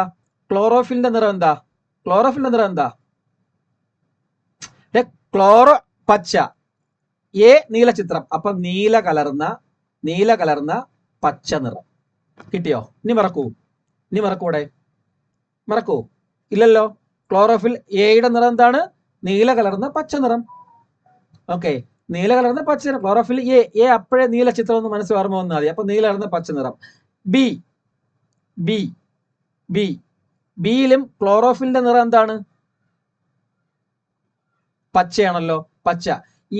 കാരണം നമുക്ക് ബയോളജിയിലല്ല, സയൻസിലെല്ലാത്തിലും ഒന്നെടുത്താൽ ഒന്ന് ഫ്രീ എന്ന് പറയുന്ന പോലെയാണ്. ഒരെണ്ണം പഠിച്ചു കഴിഞ്ഞാൽ ഓപ്പോസിറ്റ് ഉള്ളതിനെ കിട്ടും, ഇല്ലേ? ഇപ്പം കോൺകേവ് പഠിച്ചു കഴിഞ്ഞാൽ കോൺവെക്സ് പഠിക്കണ്ട, ഇല്ലേ? ആണോ? അറിയത്തില്ലേ? അതൊക്കെ അറിയത്തില്ലേടേ? അതിന്റെ ഇപ്പൊ ഹ്രസ്വ ദൃഷ്ടി പഠിച്ചു കഴിഞ്ഞാൽ ദീർഘദൃഷ്ടി പഠിക്കണ്ട, അല്ലെങ്കിൽ കോൺ കോശം പഠിച്ചു കഴിഞ്ഞാൽ റോഡ് കോശം പഠിക്കണ്ട. അങ്ങനെ ബയോളജിയിലും ഫിസിക്സിലും കെമിസ്ട്രി എല്ലാം അങ്ങനെ വരും. ഒരെണ്ണം പഠിച്ചാൽ മതി, മറ്റത് ഓപ്പോസിറ്റ് കിട്ടിക്കോളും. അത് അപ് ടു ഡേറ്റ് ആയിട്ട് ഓട്ടോമാറ്റിക് ആയിട്ട് വരും, അവിടെ തന്നെ കിട്ടും നമുക്ക്. അതുപോലെ തന്നെ നീല കഴിഞ്ഞാൽ പിന്നെ വരുന്നത് ബി എന്ന് പറയുന്നത് മഞ്ഞയാണ്. ഓക്കെ, അങ്ങനെ ഓർക്കണം. നീല കഴിഞ്ഞാൽ പിന്നെ വരുന്നത് ഏതാണ്ട് മഞ്ഞ കലർന്ന പച്ച, നീല, മഞ്ഞ. ഓക്കെ, ഇത് രണ്ടും തിരിഞ്ഞു പോകും. അത് തിരിഞ്ഞു പോകാൻ ഈ മഞ്ഞ നമുക്ക് കിട്ടും, പക്ഷെ തിരിഞ്ഞു പോകും പരീക്ഷ സമയത്ത്. അത് തിരിഞ്ഞു പോകാതിരിക്കുന്നതിന് വേണ്ടിയാണ് ഞാൻ ആ ചെറിയൊരു കാര്യം പറഞ്ഞു തന്നത്. എ എന്ന് പറഞ്ഞാൽ നീല എന്ന ആലോചന വേണം. ബി മഞ്ഞയാണ്, നോ പ്രോബ്ലം. മഞ്ഞ കലർന്ന പച്ച നിറം. ക്ലോറോഫിൽ ഓൾറെഡി പച്ച നിറമാണല്ലോ, അപ്പൊ പച്ച നിറമാണെന്നും കിട്ടും. അപ്പൊ അത് രണ്ടും പഠിച്ചില്ലേ? ക്ലോറോഫിൽ എയുടെ നിറം എന്താണ്? നീല കലർന്ന പച്ച. ബി ആകുമ്പോ മഞ്ഞ കലർന്ന പച്ച നിറം. ഇനി കാരോട്ടിൻ നിങ്ങൾക്ക് അറിയാം, നിങ്ങൾ എല്ലാവരും കഴിച്ചിട്ടുള്ള വസ്തുവാണല്ലോ ഏത്?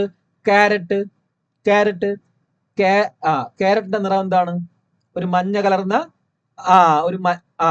ഒരു മഞ്ഞ കലർന്ന ഓറഞ്ച് ഓറഞ്ച് നിറമാണ്. ഒരു മഞ്ഞ കലർന്ന ഓറഞ്ച് നിറമാണ് ക്യാരറ്റ് എന്ന് പറയുന്നത്. Next xanthophyll. സാന്തോഫില്ലോ എന്ന് പഠിച്ചിരുന്നാൽ മതി. Phyllo phyllo phyllo yellow yellow മഞ്ഞ. സാന്തോഫില്ലോ ഫില്ലോ ഫില്ലോ യെല്ലോ യെല്ലോ മഞ്ഞ. കിട്ടിയില്ലേ? കിട്ടിയില്ലേ? എല്ലാം കിട്ടിയില്ലേ? ഓക്കെ അല്ലേ? റെഡിയാണോ? റെഡിയാണോ? ഇതില് പ്രകാശ സംശ്ലേഷണത്തില് നേരിട്ട് പങ്കെടുക്കുന്ന ഒരാള് ആര് മാത്രമേ ഉള്ളൂ? നേരത്തെ അദ്ദേഹം പറഞ്ഞതുപോലെ ആര് മാത്രമേ ഉള്ളൂ? ആര് മാത്രമേ ഉള്ളൂ? ഇവൻ മാത്രമേ ഉള്ളൂ. ഇയാള് മാത്രമാണ് പ്രകാശ സംശ്ലേഷണത്തിൽ നേരിട്ട് direct. Okay. Chlorophyll A is directly involve photosynthesis activity. Chlorophyll A. Okay. പ്രകാശ സംശ്ലേഷണത്തില് ഫോട്ടോസിന്തസിസില് നേരിട്ട് പങ്കെടുക്കുന്നു. ഓക്കെ. നേരിട്ട് പങ്കെടുക്കുന്ന ആളാണ് ആരെന്ന് പറയുന്നത്? ഫോട്ടോസിന്തസിസിൽ നേരിട്ട് പങ്കെടുക്കുന്ന ആളാണ് ക്ലോറോഫിൽ എ. അപ്പൊ എല്ലാവരും എന്താ ചെയ്യുന്നത്? സപ്പോർട്ടിങ് ആക്ടർ ആണ്. ഇതാണ് നായകൻ. ക്ലോറോഫിൽ എ ആണ് ഹീറോ. ബാക്കിയുള്ളവരെല്ലാം ആരാണ്ട്? സപ്പോർട്ടിങ് ആക്ടേഴ്സ് ആണ് അല്ലേ? സപ്പോർട്ടേഴ്സ് ആണ്. അവരെ കൂടെ നായകനെ സഹായിക്കുന്നവരാണ്. അതുകൊണ്ട് തന്നെ നായകനെ സഹായിക്കുന്നതുകൊണ്ട് തന്നെ ക്ലോറോഫിൽ ബിയെയും കരോട്ടിനെയും സാന്തോഫിലിനെയും, ക്ലോറോഫിൽ എയെയും കരോട്ടിനെയും സാന്തോഫിലിനെയും ചേർത്ത് നമ്മൾ ഒരു പേര് വിളിക്കും ആക്സസറി പിഗ്മെന്റ്. അക്സെഷൻ കൊടുക്കുന്നത്, സഹായം ചെയ്യുന്നത് ആക്സസറി പിഗ്മെന്റ് അല്ലെങ്കിൽ സഹായക വർണ്ണകങ്ങൾ. Accessory pigment.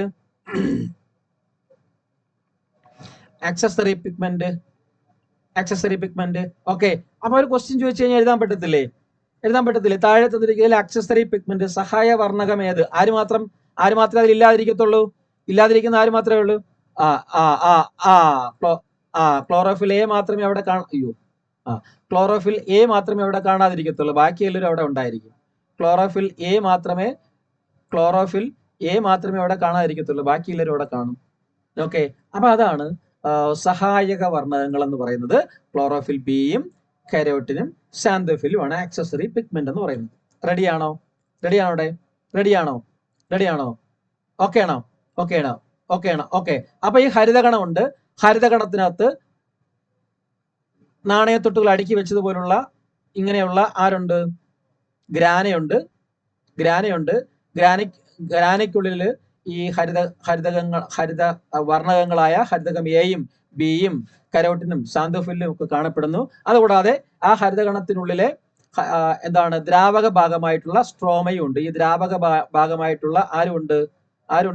ദ്രാവക ഭാഗമായിട്ടുള്ള സ്ട്രോമയും ഉണ്ട് അല്ലേ? ഈ ദ്രാവക ഭാഗമായിട്ടുള്ള സ്ട്രോമയും ഹരിതകണത്തിലുണ്ട്. ഓക്കെ. ഇനി പ്രകാശ സംശ്ലേഷണം നടക്കണമല്ലോ അല്ലേ? അപ്പൊ എല്ലാവരും ആയില്ലേ? എല്ലാവരുമായി. ഇനിയാണ് പ്രകാശ സംശ്ലേഷണം നടക്കുക. അപ്പൊ അങ്ങനെ ഈ എല്ലാവരെയും വെച്ചുകൊണ്ട് ഈ പ്രകാശ സംശ്ലേഷണം നടക്കുന്നത് പ്രധാനമായിട്ടും ഘട്ടമായിട്ടുള്ള പ്രോസസ്സാണ്. അങ്ങനെ പ്രകാശ സംശ്ലേഷണത്തിന് പ്രധാനമായിട്ടും രണ്ട് ഘട്ടങ്ങളിലൂടെയാണ് പ്രകാശ സംശ്ലേഷണ പ്രക്രിയ നടത്തുന്നത്. ഞാനൊരു 6:15 കഴിയുമ്പോൾ നിർത്തും. നോയമ്പൊക്കെ ഉള്ളവരില്ലേ ഇതില്? ഇല്ലേ? ഉണ്ടോ? ഉണ്ട്. എത്ര മണിക്ക് നിങ്ങൾക്ക് സ്റ്റോപ്പ് ആക്കണം? 6:15 6:30? 6:30. ഓക്കെ. പറഞ്ഞോളണം എൻ്റെ അടുത്ത് കേട്ടോ. ഓക്കെ. അപ്പം എന്താണ്ട് ഈ പ്രകാശ സംശ്ലേഷണത്തിന് പ്രധാനമായിട്ടും എത്ര ഘട്ടങ്ങളുണ്ട്? പ്രകാശ സംശ്ലേഷണം നടക്കുന്നത് പ്രധാനമായിട്ടും രണ്ട് ഘട്ടങ്ങളിലൂടെയാണ് നടക്കുന്നത്. അതായത് രാത്രിയിലും നടക്കും, പകലും നടക്കും. രാത്രിയിൽ അവർക്ക് ആഹാരം ഉണ്ടാക്കണ്ടേ? രാത്രി പട്ടിണി കിടന്നാൽ മതിയോ സസ്യങ്ങള്? രാത്രിയിൽ ആഹാരം നിർമ്മിക്കണ്ടേ? വേണോടെ? വേണം. പകൽ മാത്രം പോരല്ലോ. പക്ഷെ രാത്രിയിൽ എന്തില്ല? പ്രകാശമില്ല അല്ലേ? രാത്രിയിൽ പ്രകാശമില്ല. അപ്പൊ പ്രകാശമുള്ള പകല് നടക്കുന്നതുകൊണ്ട്, പകല് പ്രകാശമുള്ളതുകൊണ്ട് അതിനെ പ്രകാശഘട്ടം, ലൈറ്റ് ഫേസ് എന്ന് വിളിക്കും. ഓക്കെ. പ്രകാശഘട്ടം എന്ന് വിളിക്കും. രാത്രിയിൽ പ്രകാശമില്ല, അതുകൊണ്ട് എന്താണ് ഡാർക്ക് റിയാക്ഷൻ, ഡാർക്ക് ഫേസ്, ഇരുണ്ട ഘട്ടം. അപ്പൊ രാത്രിയിൽ നടക്കുന്ന ഇരുണ്ട ഘട്ടം, പകല് നടക്കുന്ന പ്രകാശഘട്ടം. പ്രകാശ സംശ്ലേഷണത്തിന് രണ്ട് ഘട്ടങ്ങള്, ഒന്ന് പ്രകാശഘട്ടവും ഒന്ന് ഇരുണ്ട ഘട്ടവും, രണ്ട് ഘട്ടങ്ങള്. ഇനി ഈ പ്രകാശഘട്ടത്തിൽ എന്താണ് നടക്കുന്നത് നോക്കാം. പ്രകാശഘട്ടത്തിൽ അതാണ് നമ്മുടെ ചോദ്യം അവിടെയാണ് ചോദിക്കുന്നത്. അപ്പൊ പ്രകാശ സംശ്ലേഷണത്തിന് രണ്ട് ഘട്ടങ്ങളുണ്ട്. ആ രണ്ട് ഘട്ടങ്ങളിൽ രണ്ട് സമയത്താണ് നടക്കുന്നത്. ഒന്ന് പ്രകാശമുള്ളപ്പോഴും ഒന്ന് പ്രകാശമില്ലാത്തപ്പോഴും. പ്രകാശമുള്ളപ്പോഴും നടക്കുന്ന ഘട്ടമാണ് എന്തെന്ന് പറയുന്നത്, പ്രകാശഘട്ടം എന്ന് പറയുന്നത്. അപ്പൊ പ്രകാശഘട്ടത്തിൽ എന്താണ് നടക്കുന്നതെന്ന് നോക്കാം. സിമ്പിൾ ആയിട്ട് മനസ്സിലാക്കി തരാം. പ്രകാശഘട്ടം എവിടെയായിരിക്കും നടക്കുന്നത്? സ്വാഭാവികമായിട്ടും നിങ്ങൾക്ക് തന്നെ പറയാം. എവിടെയായിരിക്കും? ഹരിതകണത്തിൽ എവിടെയായിരിക്കും പ്രകാശഘട്ടം നടക്കുന്നത്? സ്വാഭാവികമായിട്ട് എവിടെയായിരിക്കും?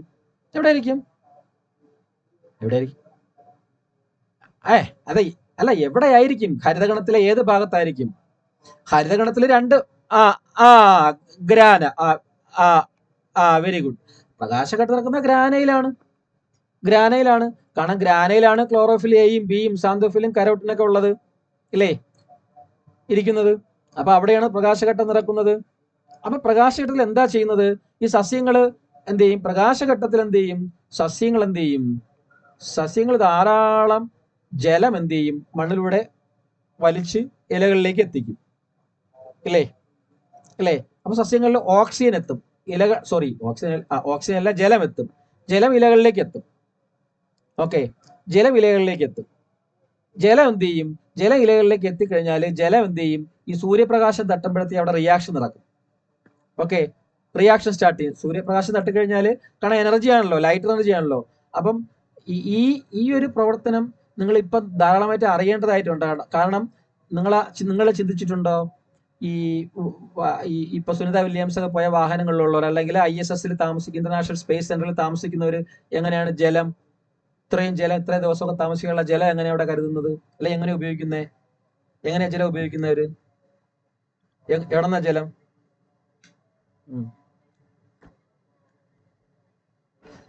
എന്ത് ചെയ്യും?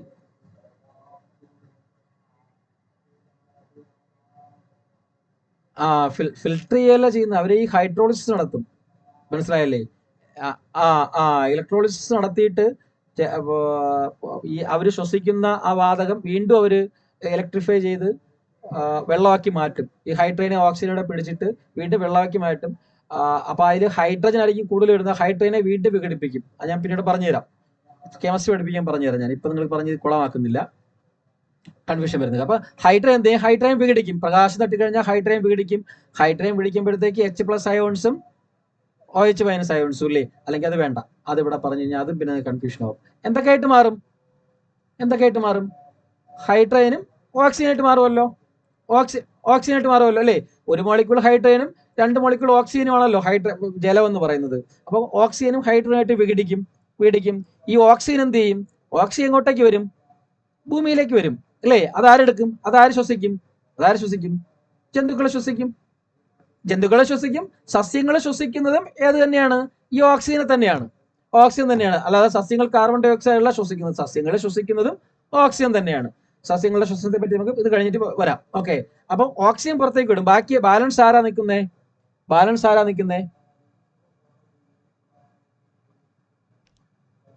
ബാലൻസ് ഒരു ഹൈഡ്രജൻ. ഈ ഹൈഡ്രജൻ എങ്ങോട്ടേക്ക് പോകും?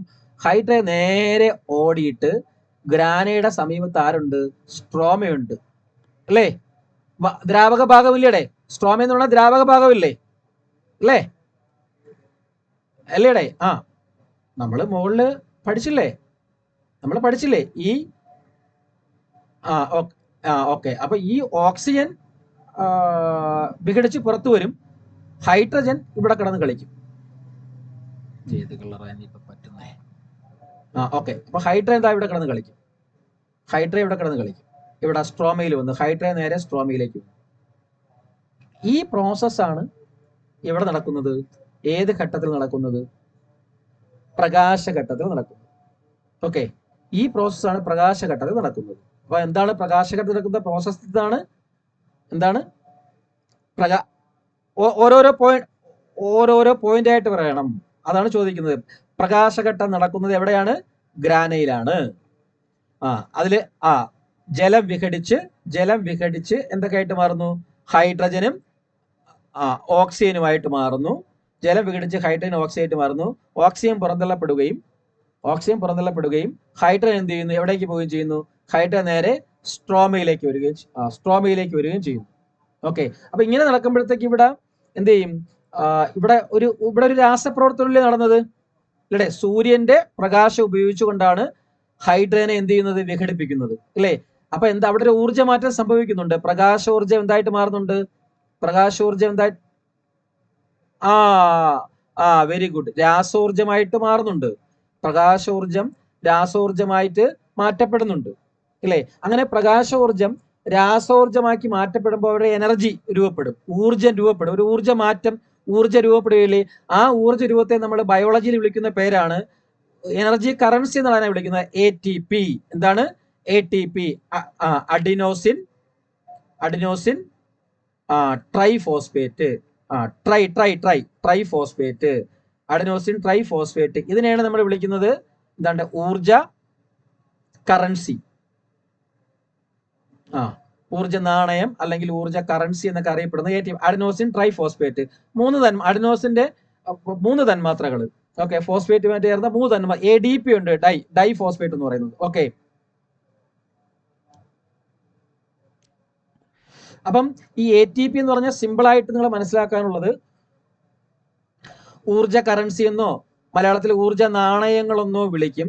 അതായത് നമ്മുടെ ഒരു ജീവിയുടെ, സസ്യങ്ങളായിക്കോട്ടെ ജന്തുക്കളായിക്കോട്ടെ, നമുക്ക് ഈ നമ്മുടെ ആക്ടിവിറ്റി എന്ന് പറയുന്നത് പ്രധാനമായിട്ടും 2 പ്രവർത്തനങ്ങളിലൂടെയാണ്. നമ്മുടെ ആക്ടിവിറ്റിയെ പൊതുവെ നമ്മൾ വിളിക്കുന്നത് ഉപാപചയ പ്രവർത്തനങ്ങൾ എന്നാണ്, അല്ലേ? ഉപജയവും അപജയവും, അല്ലേ? അങ്ങനെ ആ ഉപജയവും അപജയവും എന്ന് വെച്ചാൽ ഒന്നുമില്ലടേ.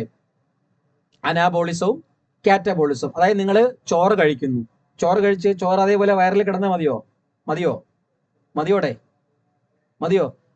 അതിനെ വിഘടിപ്പിക്കണം. അതിനെ വിഘടിപ്പിച്ചിട്ട് അതിലുള്ള സ്റ്റാർച്ചും അന്നജവും, ചോറിന്റെ കൂടെ കഴിക്കുന്ന മീനാണെങ്കിൽ മീനിൽ നിന്ന് പ്രോട്ടീൻ കിട്ടും, ഇറച്ചിയാണെങ്കിൽ ഫാറ്റ് കിട്ടും, കടലയാണെങ്കിൽ പ്രോട്ടീൻ കിട്ടും. അങ്ങനെ പ്രോട്ടീനും മാംസ്യവും കൊഴുപ്പും അതും ഇതും എല്ലാം ആയിട്ട് വിഘടിപ്പിച്ചിട്ട് അത് ശരീരത്തിലേക്ക് ഉപയോഗിക്കണം. അങ്ങനെ വിഘടിപ്പിക്കുന്നത് അനാബോളിസം. അത് ശരീരത്തിലേക്ക് പല പല ഘടകങ്ങളാക്കി മാറ്റുന്ന കാറ്റബോളിസം. അനാബോളിസവും കാറ്റബോളിസവും തമ്മിൽ ചേർന്നത് ഉപാപചയ പ്രവർത്തനം. അതിനാണ് ആ ഉപാപചയ പ്രവർത്തനം നടത്തുന്നതിന് എന്താവശ്യമാണ്? ഈ ATP ആവശ്യമാണ്. ഓക്കെ, അഡിനോസിൻ ട്രൈഫോസ്ഫേറ്റ് ആവശ്യമാണ്. അതുകൊണ്ട് തന്നെ നമ്മൾ പറയും ഊർജ്ജ നാണയം. അപ്പം ഈ ഉപാപചയ പ്രവർത്തനങ്ങൾ നടക്കുന്നത് എവിടെയാണ്? ഈ ജന്തുക്കളുടെ ഏത് ഭാഗത്താ? കോശങ്ങളിലാണല്ലോ, അല്ലേ? കോശങ്ങളിലാണല്ലോ നടക്കുന്നത്. കോശങ്ങൾക്കുള്ളിലാണ് ഇതെല്ലാം നടക്കുന്നത്. ഇതെല്ലാം നമ്മുടെ കോശങ്ങളുടെ കലവറയാണല്ലോ. കോശങ്ങൾ കൊണ്ട് ടിഷ്യൂസ് കലകൾ ഉണ്ടാക്കി, കലകൾ കൊണ്ട് അവയവങ്ങൾ ഉണ്ടാക്കി, അവയവങ്ങൾ കൊണ്ട് അവയവ വ്യവസ്ഥകൾ ഉണ്ടാക്കുകയും ആ അവയവ വ്യവസ്ഥകൾ ചേർന്നിട്ട് ഒരു ജീവിയായി രൂപാന്തരപ്പെടുകയാണ് നമ്മൾ ചെയ്യുന്നത്. അപ്പൊ അടിസ്ഥാനപരമായിട്ട് നമ്മളെല്ലാം കോശങ്ങളായിട്ടിരിക്കുകയാണ്. ഓക്കെ, അപ്പൊ കോശങ്ങളിലാണ് ഇത് നടക്കുന്നത്. അപ്പൊ കോശങ്ങളിൽ നടക്കുമ്പോഴത്തേക്ക്, കോശങ്ങളിൽ നടക്കുന്നതുകൊണ്ട് തന്നെ നമ്മൾ ഈ ATP പൊതുവെ കോശ ഊർജ നാണയങ്ങൾ എന്നും വിളിക്കും. കോശത്തിന്റെ ഊർജ നാണയം, എന്നും നമ്മൾ അവരെ വിളിക്കും. ഓക്കെ, ഈ ATP തന്മാത്ര വിഘടിക്കും. ഈ ATP തന്മാത്രയുടെ വിഘടന ഫലമായിട്ടാണ് എന്തുണ്ടാവുന്നത്? ADP ഉണ്ടാവുന്നത്. ATP തന്മാത്ര വിഘടിച്ചു കഴിഞ്ഞാൽ എന്തുണ്ടാവും? അതായത് ട്രൈഫോസ്ഫേറ്റ് എന്തായിട്ട് മാറും? ഡൈഫോസ്ഫേറ്റ് ആയിട്ട് മാറും. ഓക്കെ, ട്രൈഫോസ്ഫേറ്റ് ഡൈഫോസ്ഫേറ്റ് ആയിട്ട് മാറും വിഘടിപ്പിടിച്ച്. ഇതാണ് ATP എന്ന് പറയുന്നത്. അത് കൂടുതൽ വിശദമായിട്ട് പിന്നെ നമുക്ക് വരാം. അപ്പൊ നമ്മളിവിടെ പറഞ്ഞുകൊണ്ട് വന്നത് ഇവിടെ എന്ത് ചെയ്യുന്നു? ഈ പ്രകാശഘട്ടം നടക്കുമ്പോൾ ഈ പ്രകാശഘട്ടത്തിൽ പ്രകാശോർജം രാസോർജമായിട്ട് മാറുകയും എന്ത് ചെയ്യുന്നു? ആ രാസോർജം ATP ആയിട്ട് എന്ത് ചെയ്യുന്നു? സ്റ്റോർ ചെയ്യുകയും ചെയ്യും, അല്ലേ? ഓക്കെ, അത്രയും പിടികിട്ടിയില്ലേ? ഓക്കെ, ഇനി രണ്ടാമത്തെ ഘട്ടമാണ് എന്ന് പറയുന്നത് ഇരുണ്ട ഘട്ടം എന്ന് പറയുന്നത്. രണ്ടാമത്തെ ഘട്ടം ഇരുണ്ട ഘട്ടമാണ്, ഡാർക്ക് ഫേസ് ആണ്. ഓക്കെ, അപ്പം ഡാർക്ക് ഫേസ് എവിടെയാണ് നടക്കുന്നത്? പ്രകാശഘട്ടം ഗ്രാനയിലാണെങ്കിൽ ഇരുണ്ട ഘട്ടം എവിടെ നടക്കും? സ്ട്രോമ. ഇരുണ്ട ഘട്ടം സ്ട്രോമയില്. ഇരുണ്ട ഘട്ടം നടക്കുന്നത് സ്ട്രോമയിലാണ്. ഇതൊക്കെ ചോദ്യങ്ങളാണ്. ഇരുണ്ട ഘട്ടം നടക്കുന്നത് സ്ട്രോമയിലാണ്, ഡാർക്ക് ഫേസ് നടക്കുന്നത് സ്ട്രോമയിലാണ്. ഓക്കെ, അപ്പൊ ഇരുണ്ട ഘട്ടത്തില് എന്താണ് സംഭവിക്കുന്നത് വെച്ച് കഴിഞ്ഞാല്, നേരത്തെ ഈ സ്ട്രോമയിൽ ആര് വന്ന് കിടക്കുന്നുണ്ട്? സ്ട്രോമയിൽ ആരുണ്ട്? ഹൈഡ്രജൻ, ധാരാളം ഹൈഡ്രജൻ വന്ന് ഇങ്ങനെ കിടക്കുന്നുണ്ട്. ഇഷ്ടംപോലെ ഹൈഡ്രജൻ സ്ട്രോമയിൽ വന്ന് കിടക്കുന്നുണ്ട്. ഓക്കെ, അതോടൊപ്പം തന്നെ ഇവിടെ എന്തുകൊണ്ട് ഓൾറെഡി ഇവിടെ എന്തുകൊണ്ട് ATP തന്മാത്രകൾ ഇങ്ങനെ നിറഞ്ഞു നിൽക്കുകയാണ് അല്ലേ? നിലവിലെ ATP തന്മാത്രകൾ ഇവിടെ നിറഞ്ഞു നിൽക്കുകയാണ്, പ്രകാശഘട്ടത്തിൽ കിട്ടിയ ATP തന്മാത്രകൾ. അപ്പൊ എന്ത് ചെയ്യും എന്ന് പറഞ്ഞു കഴിഞ്ഞാല് ഈ ATP എന്ന് വെച്ചാൽ ഊർജ്ജമാണല്ലോ, ഊർജ്ജ കറൻസി ആണല്ലോ. ഈ ഊർജ്ജം ഉപയോഗിച്ച് ഈ ഹൈഡ്രജൻ എന്ത് ചെയ്യുന്ന അറിയാമോ? ഈ ഊർജ്ജം ഉപയോഗിച്ചുകൊണ്ട്, ഈ ATP ഉപയോഗിച്ചുകൊണ്ട് ഈ ഹൈഡ്രജൻ പുറത്തുനിന്ന് ഇവിടെ നിന്ന് ജന്തുക്കളെ ശ്വസിച്ചിട്ട് കാർബൺ ഡൈ ഓക്സൈഡ് വരും. ഈ കാർബൺ ഡൈ ഓക്സൈഡ് ചേർന്നിട്ട് എന്തുണ്ടാക്കുന്നു? ഹൈഡ്രജനും കാർബൺ ഡൈ ഓക്സൈഡ് ചേർന്നിട്ട് എന്തായിട്ട് മാറും? എന്തായിട്ട് മാറും ഇവിടെ? ഗ്ലൂക്കോസ്. എന്തായിട്ട് മാറും? ഗ്ലൂക്കോസ് ആയിട്ട് മാറും.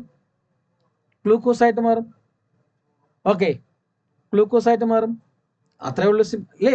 അങ്ങനെ ബൈ പ്രോഡക്റ്റ്, ലാസ്റ്റ് പ്രോഡക്റ്റ് നമുക്ക് കിട്ടേണ്ടത് എന്താണ്? ഗ്ലൂക്കോസ് ആണല്ലോ അല്ലേ? ലാസ്റ്റ് പ്രോഡക്റ്റ് നമുക്ക് കിട്ടേണ്ടത് ഗ്ലൂക്കോസ് ആണ്. അപ്പൊ ഗ്ലൂക്കോസ് ആയിട്ട് മാറും. ഓക്കെ, അപ്പൊ സിമ്പിൾ.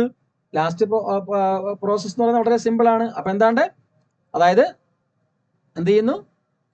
ഇരുണ്ട ഘട്ടത്തില് സ്ട്രോമയിലുള്ള ഹൈഡ്രജൻ ATP ഊർജ്ജം ഉപയോഗിച്ചുകൊണ്ട് കാർബൺ ഡൈ ഓക്സൈഡ് സംയോജിച്ച് എന്തുണ്ടാവുന്നു?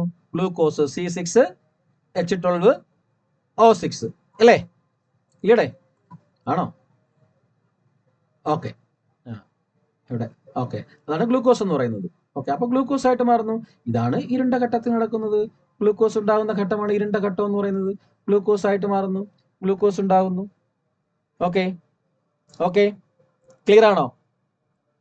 അപ്പൊ ഒരിക്കലും പ്രകാശഘട്ടം നടന്നു 10 മണിക്കൂർ അല്ലെങ്കിൽ 5-6 ദിവസം കഴിഞ്ഞിട്ടാണ് ഇരുണ്ട ഘട്ടം നടക്കുന്നത്, ആണോ? ഇത് രണ്ടും ഇങ്ങനെ സൈമൾട്ടേനിയസ് ആയിട്ട് കണ്ടിന്യൂസ് എന്ത് ചെയ്യാണ്? നടന്നുകൊണ്ടിരിക്കുകയാണ്. പ്രകാശഘട്ടം നടക്കുന്നു, ഇരുണ്ട ഘട്ടം നടക്കുന്നു, പ്രകാശഘട്ടം നടക്കുന്നു, ഇരുണ്ട ഘട്ടം. ഇതിങ്ങനെ കണ്ടിന്യൂസ് ആയിട്ട് നടന്നുകൊണ്ടേയിരിക്കും. ഓക്കെ, എന്നാൽ മാത്രമാണ് ഈ ഗ്ലൂക്കോസ് നിർമ്മിക്കപ്പെടുന്നത്, ഗ്ലൂക്കോസ് ഉണ്ടാകുന്നത്. അങ്ങനെ ഈ ഒരു ഘട്ടം, അതായത് ഈ പ്രകാശഘട്ടത്തിന്റെ തുടർച്ചയായിട്ടാണ് ഇരുണ്ട ഘട്ടം നടക്കുന്നത്. ഇരുണ്ട ഘട്ടത്തില് സ്ട്രോമയിൽ വന്നു ചേരുന്ന ഹൈഡ്രജന്റെ അയോണുകള് അവിടെയുള്ള ATP തന്മാത്രകൾ ഉപയോഗിച്ചുകൊണ്ട് കാർബൺ ഡൈ ഓക്സൈഡുമായിട്ട് കൺബൈൻ ചെയ്ത് ഗ്ലൂക്കോസ് ഉണ്ടാക്കുന്നു. ഓക്കെ, ഗ്ലൂക്കോസിനുണ്ടാകുന്ന ഈ പ്രവർത്തനം, ഇങ്ങനെ ഒരു പ്രവർത്തനം നടക്കുന്നു എന്ന് കണ്ടെത്തിയ ശാസ്ത്രജ്ഞന്റെ പേരാണ് എന്തെന്ന് പറയുന്നത്? അതിന്റെ പേരാണ് മെൽവിൻ കാൽവിൻ. ഇതും PYQ ആണ്. ഇത് APV എന്നിട്ടോളണം. അമ്മച്ചിയാണ് പരീക്ഷയ്ക്ക് വരും എന്നിട്ടോളണം. ഓക്കെ, മെൽവിൻ കാൽവിൻ എന്ന് പറയുന്നത്. അതുകൊണ്ട് തന്നെ ഈ സൈക്കിളിനെ നമ്മൾ എന്ത് വിളിക്കും? കാൽവിൻ സൈക്കിൾ അല്ലെങ്കിൽ കാൽവിൻ ചക്രം. ഓക്കെ, അപ്പൊ കാൽവിൻ ചക്രം എന്ന് പറയുന്നത് പ്രകാശ സംശ്ലേഷണത്തിന്റെ ഏത് ഘട്ടമാണെന്ന് ചോദിച്ചാൽ ഏത് ഘട്ടമാണ്? ഇരുണ്ട ഘട്ടം അല്ലെ? അപ്പൊ കാൽവിൻ സൈക്കിള് പ്രകാശ സംശ്ലേഷണത്തിന്റെ ഏത് ഘട്ടമാണ്? അത് ഇരുണ്ട ഘട്ടമാണ്. അതും PYQ ആണ്. ഓക്കെ, കാൽവിൻ സൈക്കിള് പ്രകാശ സംശ്ലേഷണത്തിന്റെ ഏത് ഘട്ടമാണ്? ഇരുണ്ട ഘട്ടം. ഓക്കെ, അപ്പൊ ഇത് കണ്ടുപിടിച്ചതിന് ഇരുണ്ട ഘട്ടത്തില് സ്ട്രോമയിലുള്ള ഹൈഡ്രജൻ അയോണുകള് അവിടെയുള്ള പ്രകാശ സംശ്ലേഷണത്തിലെ ആദ്യഘട്ടമായ പ്രകാശഘട്ടത്തിൽ ഉണ്ടാകുന്ന ATP ഉപയോഗിച്ചുകൊണ്ട് കാർബൺ ഡൈ ഓക്സൈഡുമായിട്ട് കമ്പൈൻ ചെയ്ത് ഗ്ലൂക്കോസ് നിർമ്മിക്കുന്ന ഈ പ്രക്രിയ കണ്ടുപിടിച്ചതിന്, ഈ പ്രവർത്തനത്തെ കണ്ടുപിടിച്ചതിന് ഇദ്ദേഹത്തിന് നോബൽ പ്രൈസ് ഒക്കെ ലഭിച്ചു 1961 അല്ലെ? 1961 ഇദ്ദേഹത്തിന് നോബൽ പ്രൈസ് ലഭിച്ചിട്ടുണ്ട്. ആർക്ക്? Melvin Calvin. ഓക്കെ, അപ്പൊ ഇദ്ദേഹം തന്നെയാണ് അപ്പം ചോദിക്കും പരീക്ഷയ്ക്ക്, പ്രകാശ സംശ്ലേഷണത്തിന്റെ ഫലമായിട്ട് ഗ്ലൂക്കോസ് രൂപപ്പെടുന്ന വിവിധ ഘട്ടങ്ങൾ വിശദീകരിച്ച ശാസ്ത്രജ്ഞൻ ആരാണ്? Melvin Calvin. നിങ്ങൾക്ക് ഇപ്പം ഈ രീതിയിലായതുകൊണ്ട് സിമ്പിൾ ആയിട്ട് പറഞ്ഞു. ഇതൊരു വലിയ ചാക്രിക പ്രോസസ്സാണ് കേട്ടോ. ബയോളജിക്കാർക്ക് അറിയാമായിരിക്കും, ഞാനതൊന്നും മിണ്ടുന്നില്ല. വലിയൊരു ചാക്രിക പ്രവർത്തനമാണ്, ഒരുപാട് പ്രോസസ്സുകളുണ്ട്. ഞാനതിന്റെ സത്ത് മാത്രമേ പറയുന്നുള്ളൂ, നമുക്ക് അത്രേ ആവശ്യമുള്ളൂ. ഓക്കെ, റെഡിയല്ലേ? ഓക്കെ, ഇനി ഞാൻ നേരത്തെ പറഞ്ഞില്ലേ പ്രകാശ സംശ്ലേഷണ ഫലമായി ഇരുണ്ട ഘട്ടത്തിൽ എന്തുണ്ടാവുന്നുണ്ട്? പ്രകാശഘട്ടത്തിൽ എന്തുണ്ടാവുന്നുണ്ട്? പ്രകാശഘട്ടത്തിൽ ഓൾറെഡി എന്താ ഉണ്ടാവുന്നേ? ATP ഉണ്ടാവുന്നുണ്ട്. അതുപോലെ തന്നെ എന്തുണ്ടാവുന്നുണ്ട്? ഓക്സിജൻ ഉണ്ടാവുന്നില്ലേ? ഓക്സിജൻ പുറത്തു വരുന്നില്ലേ? ഹൈഡ്രജനും വാട്ടർ വിഘടിച്ച് ഓക്സിജൻ പുറത്തു വരുന്നില്ലേ? ഓക്സിജൻ പുറത്തു വരുന്നില്ലേ? അപ്പം അങ്ങനെ അവിടെ തെറ്റിക്കാൻ വേണ്ടി ചോദിക്കും. ആ ഒരു ക്വസ്റ്റ്യൻ പഠിച്ചു വെച്ചോളണം. അതായത് പ്രകാശ സംശ്ലേഷണ ഫലമായിട്ട് ഗ്ലൂക്കോസിന്റെ നിർമ്മാണം കണ്ടുപിടിച്ചത് മെൽവിൻ കാൽവിൻ, അല്ലെങ്കിൽ ഗ്ലൂക്കോസ് ഉണ്ടാകുന്ന വിവിധ ഘട്ടങ്ങൾ വിശദീകരിച്ചത് കാൽവിൻ ചക്രത്തിലൂടെ മെൽവിൻ കാൽവിൻ. എന്നാൽ പ്രകാശ സംശ്ലേഷണത്തിന്റെ ഫലമായിട്ട് ഓക്സിജൻ രൂപപ്പെടുന്നു. പ്രകാശ സംശ്ലേഷണത്തിന്റെ ഫലമായിട്ട് ഓക്സിജൻ രൂപപ്പെടുന്നു എന്ന് കണ്ടെത്തിയ ശാസ്ത്രജ്ഞൻ ആരാന്ന് ചോദിച്ചാൽ ആരാണ്ട്? Joseph Priestley. Joseph Priestley. Okay, പ്രകാശ സംശ്ലേഷണത്തിന്റെ ഫലമായിട്ട് ഓക്സിജൻ രൂപപ്പെടുന്നു എന്ന് കണ്ടെത്തിയത് ആരാന്ന് ചോദിച്ചു കഴിഞ്ഞാല് ആരാണ്ട്? പ്രീസ്റ്റ്ലി. പക്ഷെ പ്രീസ്റ്റ്ലി അവിടെ ഒരു കാര്യം പറയാൻ വിട്ടുപോയി. നമ്മളിപ്പോ പറഞ്ഞ കാര്യം, ഈ ഓക്സിജൻ എങ്ങനെയാ വന്നത്?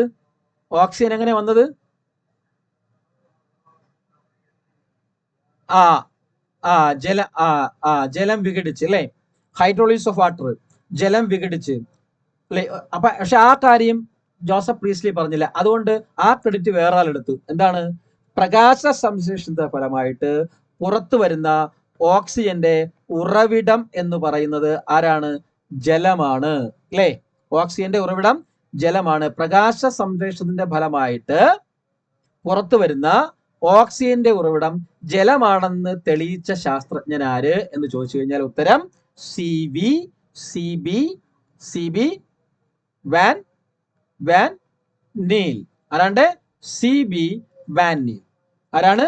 CB Van Niel. അപ്പൊ 3 പേരെയും കിട്ടിയോ? റെഡിയാണോ? സെറ്റാണോ? ഓക്കെ ആണോ? ഓക്കെ അല്ലേ? ഓക്കെ ആണോ? ഓക്കെ അല്ലേ?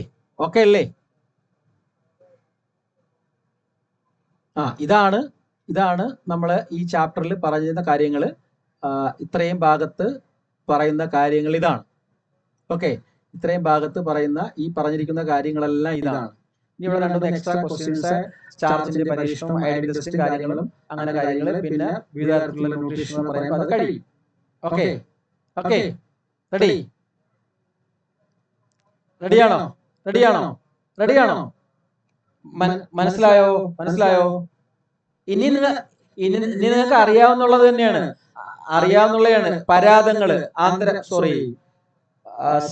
സാപ്രോഫൈറ്റിക് ന്യൂട്രീഷൻ, പാരസൈറ്റിക് ന്യൂട്രീഷൻ, പിന്നെ അതുപോലെ തന്നെയാണ് സൾഫർ ബാക്ടീരിയകളെ കുറിച്ച്, അതുപോലെ തന്നെ പിന്നെ ലൈക്കനുകളെ കുറിച്ച്, അതുപോലെ തന്നെ പിന്നെ വരുന്നതെന്ന് വെച്ച് കഴിഞ്ഞാൽ ഇവിടെ വരുന്ന വിവിധ തരത്തിലുള്ള മറ്റേ നെക്ടർ പ്ലാന്റ്സ് ഒക്കെ ഇല്ലേ, നിങ്ങളുടെ നെപ്പന്തസ്, ഡയോണി എന്നൊക്കെ കണ്ടില്ലേ? ഈ ജന്തുക്കളെ ഭക്ഷണമാക്കുന്ന സസ്യങ്ങള് കണ്ടിട്ടില്ലേ? അവരെ കുറിച്ച് കണ്ടില്ലേ? ഇങ്ങനെയുള്ള 2-3 കുറച്ച് കാര്യങ്ങൾ ഉണ്ടാകുമ്പോഴത്തേക്ക് സസ്യങ്ങളുടെ കേസുമായിട്ട് ബന്ധപ്പെട്ടുള്ള കാര്യം കഴിയും സിമ്പിൾ ആയിട്ട്. നിങ്ങൾ പാരസൈറ്റ്സ് പഠിച്ചിട്ടുണ്ട്, എപ്പിഫൈറ്റ്സ് പഠിച്ചിട്ടുണ്ട്. അപ്പൊ പാരസൈറ്റ്സ്, എപ്പിഫൈറ്റ്സ്, പാരസൈറ്റ്സ് പഠിക്കുമ്പോൾ ഡിഫറെന്റ് ടൈപ്സ് ഓഫ് പാരസൈറ്റ്സ് പ്ലാന്റ്സിലുണ്ട്. പ്ലാന്റ്സിൽ ടോട്ടൽ പാരസൈറ്റ്സ് ഉണ്ട്, പാർഷ്യൽ പാരസൈറ്റ്സ് ഉണ്ട്, റൂട്ട് പാരസൈറ്റ്സ് ഉണ്ട്, പിന്നെ എപ്പിഫൈറ്റ്സ് ഉണ്ട്. പക്ഷെ ആനിമൽസിന്റെ കാര്യത്തിൽ തിരിച്ചാണ്, ഇന്റേണലും എക്സ്റ്റേണലും. എക്സ്റ്റേണൽ പാരസൈറ്റ്സ് നിങ്ങൾ എല്ലാവരിലും ഉണ്ടല്ലേ? നമ്മളെല്ലാവരിലും ഉണ്ട്. എന്താണ് ഒരു എക്സാമ്പിൾ പെട്ടെന്ന് പറഞ്ഞേ? പേൻ. അതുപോലെ സസ്യങ്ങളിലുണ്ട്. അപ്പൊ അതിനെ കുറിച്ചാണ് ഒരു 10 മിനിറ്റ് പറയാനേ ഉള്ളത്. അത് ബാക്കിയുള്ള ഭാഗവും ജന്തുക്കളിലെ ന്യൂട്രീഷൻ കൂടി അടുത്ത ക്ലാസ്, നെക്സ്റ്റ് ക്ലാസ്സിൽ നമുക്ക് എടുക്കാം. ഇത് നിങ്ങൾക്ക് ഓക്കെ ആണോ? ഇപ്പൊ പറഞ്ഞ